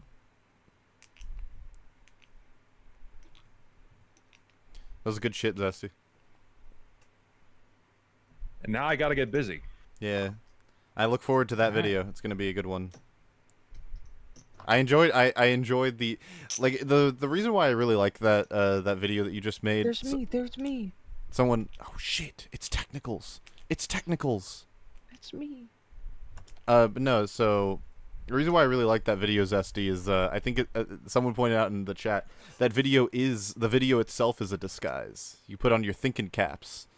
I don't think that was intentional, but it's a cool read of the video because the video is about Spy disguising as the other team, and the video itself is kind of a disguised promo for your future video. Well, the intention was to make an entire video that was like bait, like to actually like kind of lace in. Like, this is just meant to be a teaser for the big video that I'm working on. It's like, why not just make a whole ass video for it? Yeah. And then put it at the end. Yeah, no, it's good shit. Instead of just saying like, oh hey, I'm making this video. We'll make it a bit more of an event. Yeah. No, that was really good. Yeah, that was good. That was just a good video. Thank you. It was kind of formatted like an old Funk or an old Star video, which is kind of cool. You don't see many videos really like that anymore. It also reminded me of Octo did a video about Spy where he because he learned you could reload as Spy, and it would show the character his disguise reloading. Yep. And he did a video fooling people with that. It was kind of formatted very similarly. Yep. Not intentional to do that. It just I guess it just fell out of the way I like to edit. But yeah, no, it was cool. It was a very very good casual watch, and it proved a good point. Yeah, he's just casually the GOAT. I don't know what to tell you. Like, Yeah. it just, you didn't think about it. It just came out like that. Lucid. Yeah, no. You're still on the donut tier list. You're glazing at the Yeah, no, I'm sorry, Zesty. Actually, your video was garbage. I can't like it because if I like it, I'm glazing. Throw it in there. No, but dude, fucking, I still can't get over that fucking comment of like, yeah, this is how players actually see things. They Average blur color all theory. the average colors together. I can't get over this shit. I've never seen that argument be made before about average color. Like, just putting the sum of the amount of colors together and being like, yeah, this is how recognition works. Well, like imagine a game like Overwatch where the characters can be any color, and the only reason you know that there are certain colors because there are fucking outlines around them, and you average all those colors together, you get like fucking brown. Like you wouldn't get blue or red. Fucking stupid ass argument. Oh man. Yeah, no, TF2 is a crazy place where you can be called incapable of driving because a very, very... Like, I have to look at the I had to do double takes knowing it was a red Spy because it just looks so fucking trippy. Especially with all, like, the dirt and, like, sandy backgrounds, and you're telling me only the outline is red and the center is, like, entirely different? That's going to give a different impression with the kind of color tones that the game has. Well, no, like exactly. In TF2, exactly. It's the visual context of the game. In TF2, there aren't even outlines. Tech. No, what he meant is like the outer part of the Spy is like the red jacket and like the blue. Well, no. Yeah, there's no player outlines in TF2. Oh, okay. It is even worse. Yeah. Yeah. So yeah, the game was designed to have all class and team recognition entirely baked into the player models themselves. Yeah, like Halo. Yeah, no, that was a good, very very well encapsulated kind of a microcosm, if you will, of the bigger problem that you've talked about before. It was good. Yeah, it was. So I wanted to make a whole video as like a teaser for this next one I'm working on, but I also wanted to make like a video talking about the Spy cosmetic again, primarily because I see people just dismissing the notion of like, oh yeah, we can recolor half the player model to literally whatever we want. That's not going to cause problems, and if you think it causes problems, you're too stupid or intellectually inept to play the game, which is hilariously insulting to anyone who even like most people would look at that and go, oh yeah, that's fucked up, this is a problem. So I immediately wanted to make a video refuting that stupid notion by just using these items and playing the game and showing, yeah, this fucks with people, this shouldn't be in the game, right? Yeah. But then I also wanted to make a teaser, so it just ended up being a main channel video. And Technicals, can you believe it? People are going to dismiss it because Zesty was the one to say it. Because Zesty said, oh my god, Zesty, you're my spirit animal. Yeah, I get you. Yeah, no. It's the same thing happens to Tech, Zesty. It's yeah, the exact same thing. I'll lay out all the facts of a situation, and then they'll just be on Twitter like, oh, this is a Technicals video? Are you seriously referencing a Technicals video? Shut the fuck up, bitch. Like, Zesty didn't read a damn thing. Like, Zesty, and I don't say this lightly, Technicals gets that worse than you do. Like, it is genuinely... Oh, I don't deny it. I don't doubt it. It's genuinely appalling, like, how people will be like... The community wants me dead. Yeah. People will be like, yeah, no, everything Tech says is fucking goated, but, like, I don't like him, though, so... No, they'll do that too. They'll be like, I fucking hate technicals, but everything he said was really accurate. You gotta give it to him. It was a pretty accurate video. Yeah. But he sucks, and I hate him. Ah. Yeah. No. Also, I'm curious because I had a thought earlier today, and I didn't remember I had the thought until I saw Wheezy's comment about the boogeyman versus the normie tubers or whatever. Who's the normie tubers in TF2? Like other people we've had on this podcast, people who aren't Zesty or, well, really just Zesty, non-controversial. Yeah, essentially. yeah, just not Zesty basically. Everyone else except for Zesty and kind of Wheezy. I think a little controversy, like riffing on people's stupid opinions, that makes it more entertaining. It's a better video. Mm-hmm. I think that's great. Mm-hmm. I think just being inoffensive all the time is really fucking boring. Mm-hmm. That's my opinion, personally. I think a little spice, and it's more authentic to me. If I see someone, maybe they don't like it, so they're gonna say they don't like it. That's great. And like I try to be, I don't really like being super edgy or quote unquote controversial. But I'm not gonna lie to people. So like earlier, I got really emotional over the video, and I did call it like a piece of low effort trash because I do believe that. And if my heart did say that was what the video was. That was how I felt, Pretzel. Mm-hmm. I'm sorry. Yeah, I needed to vocalize. Well, no, and that's what I believe, and that was like me. It wasn't. It was I try to placate it a little bit, but I feel the same way. Even Wheezy's a normie. Oh no, Zesty. Thing is, I don't fault anyone for not wanting to put more of themselves into their videos for fear, because I mean you're putting yourself out there is spooky, right? And you put yourself out there, and when I first started making videos, it was more along the lines of I would just read from a script robotically and not really lace any of my own genuine opinions or emotions into it. And as time went on, I got more comfortable in front of a microphone, and it just kind of started happening naturally. But for a lot of people don't do that intentionally because it's scary putting yourself out there in up front of a bunch of people, right? And if you put your raw, unfiltered thoughts out there, or if you don't pull your punches, then you're gonna. It does shake get it right back. Others. Yeah. I'm cool with that though. I don't mind it. So I guess it's just a matter of whether you want that kind of attention and whether you can handle it. Because some people will try it, but then they'll see what it's like, and then they'll instantly puss out, and they'll just stop doing it. It's whatever. Yeah, that is true. And ultimately, some people can handle it and some can't. For a time, I couldn't, and it was rough, but I got used to it eventually. And you never. And at least for me, I feel like no one ever is 100% resilient to it. Some days it gets to you, some days it doesn't. It just matters what's going on. If it gets really bad. People talk about growing up on fucking Call of Duty or whatever. I actually was in Call of Duty lobbies all the time talking shit. I grew up playing fucking Modern Warfare 3 and Black Ops and all that shit, and just being roasted, having people go at me all the time. It builds you up to where you don't really give a fuck if someone's saying something mean or nasty about you. No, yeah, it thickens your skin. Yeah. And because someone brought up what about the audiences of these creators, and it's well, if the creator doesn't advocate for those people to do the things that they do, then the creator shouldn't be faulted for it. IMO. Dude, people are trying to say I have a Nazi fan base just because some random person says some guy was like, this is Technicals influence, and it's just some guy talking about one of the people in my last video wearing a cat maid outfit at a tournament. My influence is someone complaining about a cat maid outfit? What is the fuck? That has 2.5 thousand likes. What are you talking about? Yeah. My influence, it's some random fucking guy commenting on someone's apparel. I don't give a shit. And how did I cause that? Yeah. I had something similar happen to me before, where I had people who have hate boners from try to paint me and my audience as a whole bunch of little Hitlers. Have you seen that picture of the little Hitler saying "we agree"? It's if you agree with me, you're Hitler, you're Nazi. It's dude, we're just talking about a fucking video game. Relax. Exactly. I'm talking about fucking Smash Bros, a party game. I'm a Hitler. I didn't even bring up politics once. Yeah, and it should be obvious that I don't think any of us want our fan base to go quote unquote harass people. We're not. There's never in any of our videos, to my knowledge, been an instance where we give a call to action that tells everyone, "Hey, go harass and insult these people on a personal level." I don't think anyone's ever said that, and because it's just not what we do, and we shouldn't be faulted if audiences do that. IMO. But they'll turn around and harass the fuck out of us. But we just don't bitch about it because Who cares? Yeah. It's the fucking internet. If I've had enough of it, I'll turn my phone off.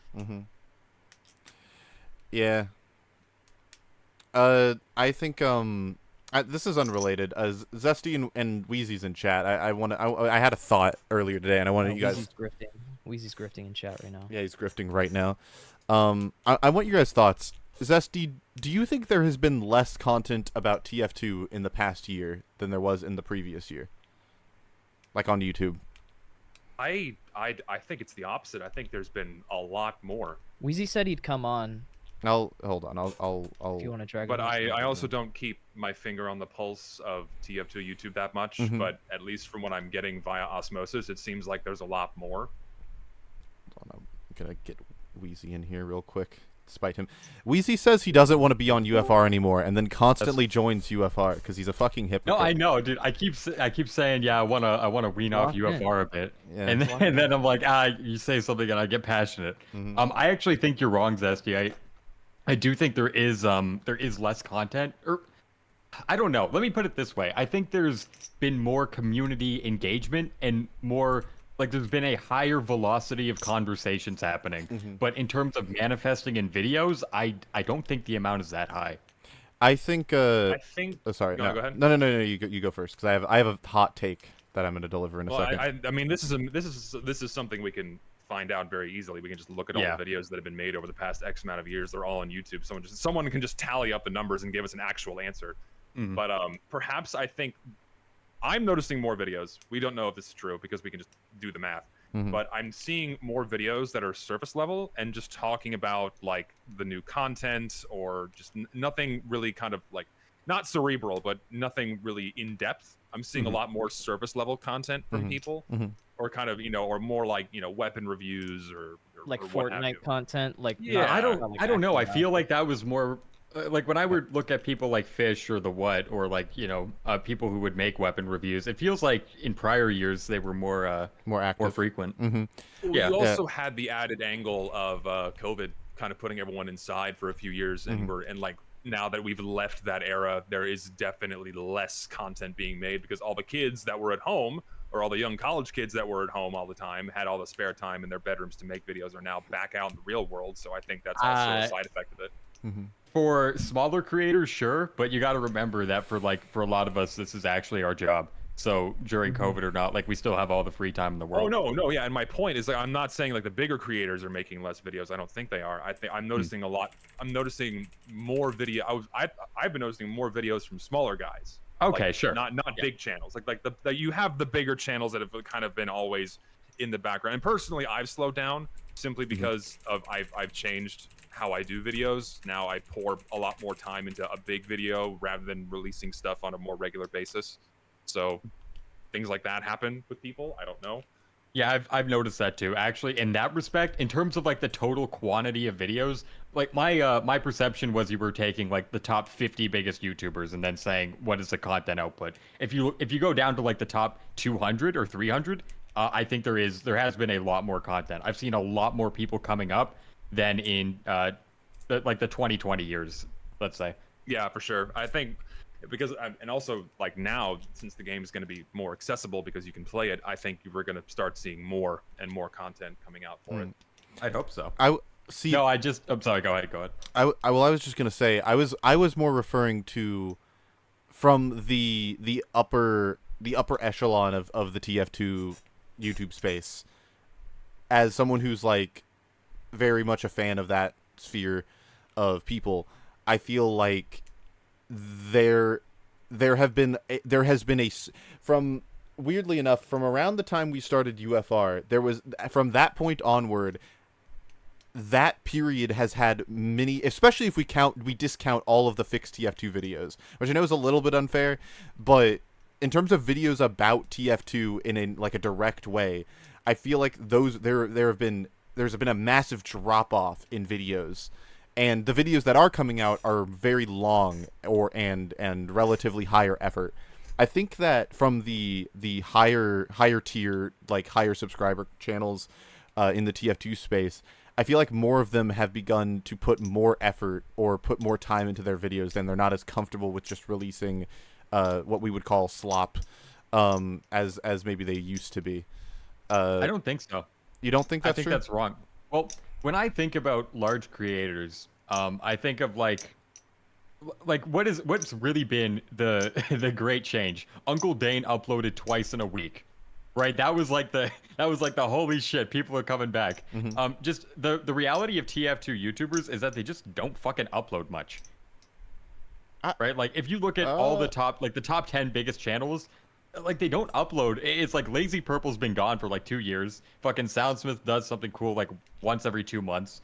Dane's like a few times a year. He still posts pretty frequently, Yeah. though. Like he posts Yeah. other like non-major projects. Yeah, And I but think I'm talking about the major projects that Lucid was referring to. Like No. I'm saying like in general. I'm not referring specifically to those. I'm talking about it like across the board. Like Soundsmith is the only creator who I feel like has been completely steady over the past 3 years and hasn't actually changed their the amount of uploads but from a significant degree. Like every single other in terms of people who make high quality content, yeah, sure. Well, yeah, in terms of the I'm not talking about the quality necessarily. I'm talking about like there's been a severe quantity drop off, I feel, between 2024 and 2023. And there's also a lot of factors that go into it, man. I mean, like a lot of the bigger channels are people in my age bracket, 20, 28 and older, 28 to like 40 now. And a lot of these guys, YouTube is not their job anymore. Dane's job isn't making videos. I think he does editing for iDubbbz and other people. Who knows what the fuck Lazy Purple's doing nowadays? El Maxo, He's probably just coasting off ad rev. Maybe, yeah. El Maxo is younger than me, a lot younger than me, but he dropped YouTube because he got tired of it. And I think you also have the dynamic of people putting in more time into their videos for longer videos or just trying to improve the overall quality of their content. There's multiple factors here that are obviously driving, I guess we could be considered a decline in that volume of videos from bigger channels. I think if you are engaging in the... Sorry, what? I just wanted to add, I forgot, Fish is also a person who maintained his his level of uploads. If anything, it increased it between 2024 and 2023. I think I could fix this. Do you guys mind if I start grifting TF2? Yes. Yeah, do it. Do it. It'd be so funny. It'd be so funny. I need another guy to stream snipe. I might do a crossover bid. Well, the truth is, man, and I was actually talking about this yesterday, where when it comes to like all the I guess you could call it like the minutia of TF2 and like dramas and shit. Zesty kind of gets a monopoly on that, and there's one reason, and it's actually such a basic reason. He streams. No one else streams. And on top of that, he streams. Good. Yeah, but I'm talking like consistently. Right. Like in terms of like individual people. And the reason why, this is a bit of psychoanalysis. Fish streams a lot. Yeah, Fish is I was going to get into that. Yeah. Zesty uses a face cam. And as we know, like 86% of all communication is nonverbal. So he's able to better showcase and what would you say? Like an expressive opinion. Yeah, express. Yeah, he's able to show his opinions in real time. Yeah, Shunix streams a lot too, but it's not like, it's nothing hardcore, right? Like sometimes I'll watch a Zesty stream and it's just fucking 2 hours of nonstop bitching. It's just fucking 2 hours of shit talk, and then we go on UFR, it's another 3 hours of shit talk. It's just like you hit everything at once, man. So because you can do that, you can cover so much fucking ground because you just have a knack for talking shit for so long. And I say that what's the word? Endearingly. Yeah. I know. I just talk a lot. That's my problem. I don't think it's a problem at all. I think that's great. I think if you stream a lot, for streaming and podcasting, and I mean even making videos, like I don't think it's a problem at all, really. Yeah. No, I know, but I don't know. I feel like building myself too much up on shit talking is not a good thing. And a lot of people now come to me for that or for drama, I agree, which can be exhausting at times. But... I agree. I get where you're coming from with that. I feel like sometimes like if I booted up a stream right now saying, "Fuck the Smash community," I know I could easily get like 1.5k like viewers or some shit. But I don't want to do that all the time. I don't want to be like, "Fuck this guy," and that's the only way I can stream and get like viewers. That's fucking it's exhausting. So I work on big projects most of the time. Yeah, and that is and everyone has different tolerance thresholds for that. I would like to say that mine is, I'd say kind of low. Like here's the thing, we were talking about normie tubers earlier, and Lucid, like you were like, oh, I guess Wheezy is like kind of not a normie tuber. If I'm not a normie tuber, like that's no, I'm a normie tuber definitely in terms of like how the public sees me. Because it's just the fucking gap between like Zesty and everyone else is so big that just someone like me who will have the decency to occasionally talk to him is considered even like remotely controversial. You got the mark of the beast. Yeah. Yeah, basically. That's what happens with me. Yeah, it's like a scarlet letter, dude. Just like for the mere fact of interacting publicly, you get but people are gonna look at you differently. I'm pretty controversial because I've talked about like serious stuff. This guy's talking about paint regions, and he's getting fucking like people hate his guts. My controversies also come from sensitive topics that I made the mistake of briefly commenting on from time to time. Yeah, but even then, it's like, who gives a shit? That's completely like everyone filters everything. Here's my issue, okay? The number one thing to know if someone's being dishonest is you just ask the question: if Uncle Dane said what Zesty's saying, would the reaction be different? If you think it would be different, then you're not actually appealing to the point. You're appealing to who it's being said by. Yeah, and people always like point out like the existence of an ethos argument because they learned it in fucking 7th grade, but that's not how ethos works. Ethos is regarding credibility in academic papers, and that only matters because you're putting them in an academic sense. Where in academia, it's different. When you're talking about like the ethos of a person. Giving an opinion on the internet doesn't care about ethos. You know, any Tom, Dick, and Harry can make a YouTube video. It's only about the so they can confirm their confirmation bias, see something about someone they don't like, and be like, "Well, I don't have to listen to you, so therefore everything you said is bullshit." But then if someone they like makes the same fucking argument, because it's a valid argument, they'll agree.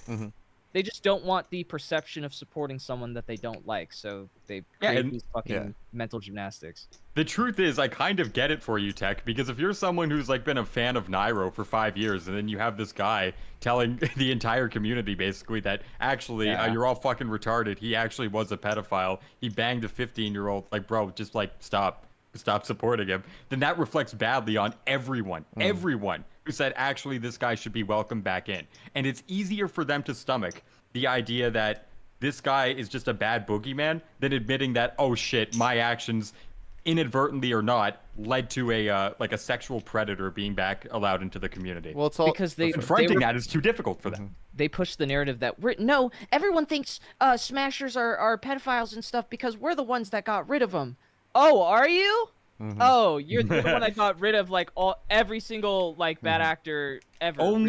Only when it was convenient, and not even inconvenient. The moment it reflected badly, it's just fucking be like Alpharad and delete all support of it and never address it ever again. Just such bullshit, dude. And then also like shout out to the franchise. The franchise was the one who brought up, or at least for the first time that I saw, the sociology argument of like if they acknowledged that one of their community infiltrated and was a bad apple, then they have to acknowledge that all of their community could potentially be bad apples, and that's like gets more and more difficult. Works. That's I agree. How accountability works, and like they're afraid of like true accountability. They're like, I'd rather make a scapegoat out of Zesty. I'd rather make a scapegoat out of Technicals, and just say this person is bad. Fuck this person causing all this drama when they're just talking about it and trying to actually like come to a conclusion on how things might be better if addressed.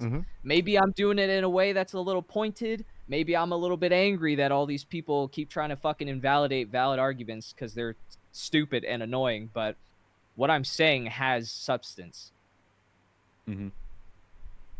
So I just get fucking fed up with these people. Like, why would I give you respect when you're constantly trying to deplatform me and like falsely flag my shit? Like, oh no, yeah, I'm in the same boat now. It's like, why would I ever offer you any kind of respect or courtesy when you would not give it to me? Like I attempted to be courteous with these people, but I just don't. I will not from now on. Burn it all down, Zesty. It all ends in flames. Well, yeah, we were mentioning this. I think we brought it up with on the Smash podcast we did, where you are just very much the Zesty of the Smash community. Like you and Zesty have striking parallels. It's nice to talk to him because I heard a lot about him from that episode. There's a lot of parallels there.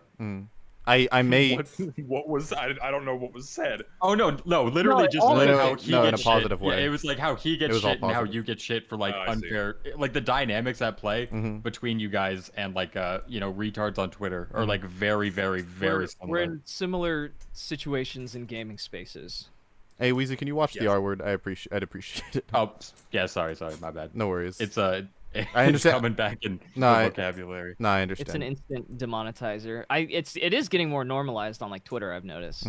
Yeah, I mean, I've noticed it. It is literally just I've been, I was you were talking about Xbox. I mean, that was me for a while, and it's just it just stayed in my vocabulary. I got rid of all the other ones except for that. And by other ones, what do you mean? I don't know. Ask Sam. Damn, that was a good one. Shit. I had a point. Oh, one day I've tossed back the idea multiple times of like making a comparison, a video essay in the same way that I've done like the Funk and the Musalk videos about Technicals and Zesty. Where I'd like interview the both of you about your careers and talk about you guys and how like you guys are very so similar. Famous, cool, and sexy. Yeah, and how did I get this? How did I get like this? Yeah. I just have an autistic fixation on a video game. Help.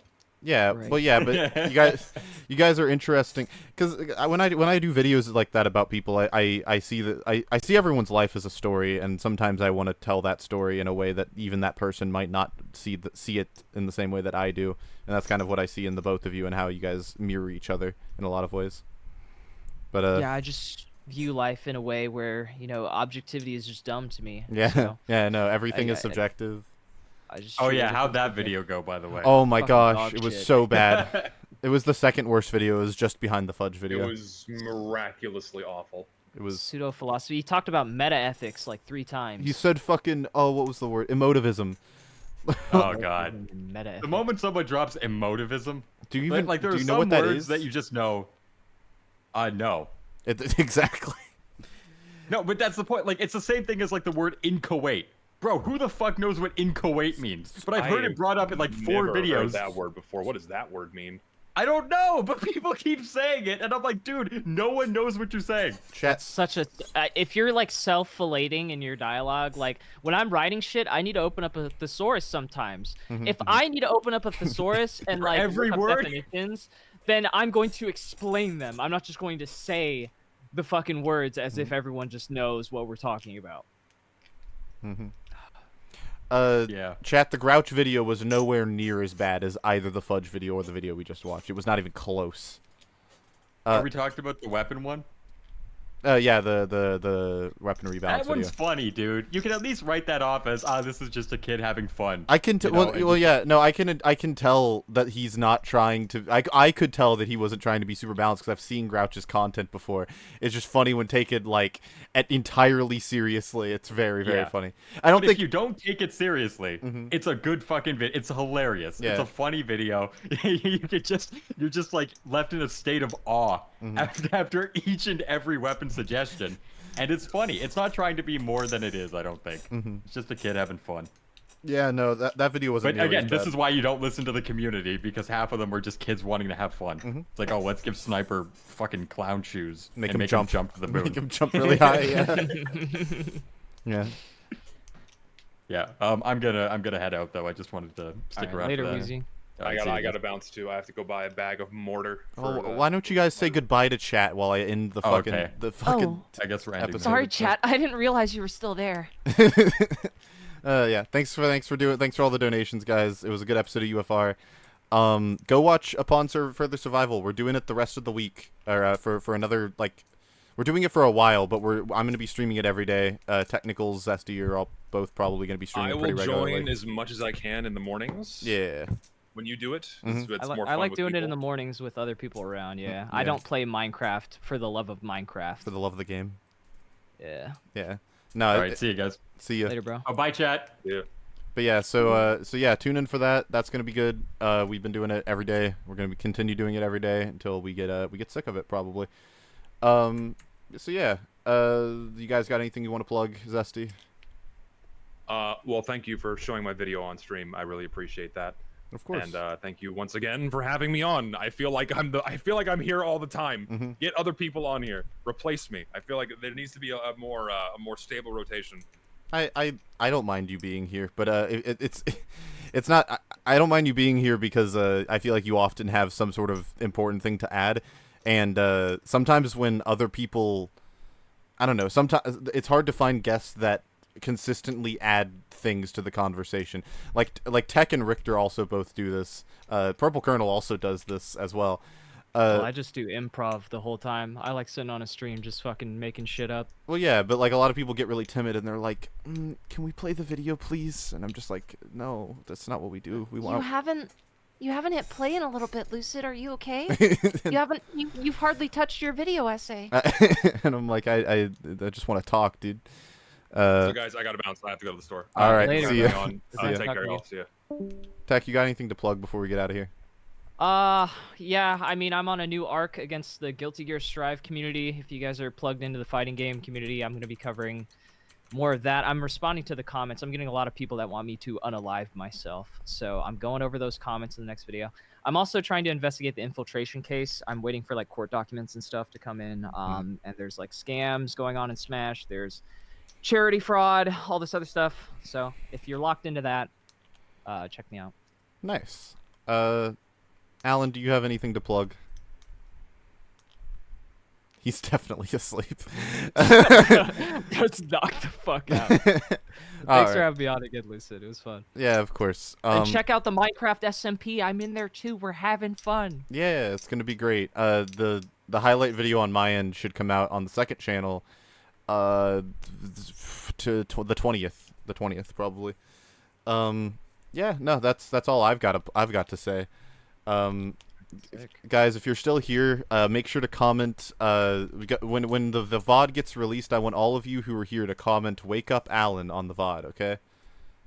Please comment "Wake up, Alan" onto the VOD. Thank you. We need to wake him up. He's so confused. He's gonna be so confused. It'll be funny. All right. Thanks all for being here, and bye bye.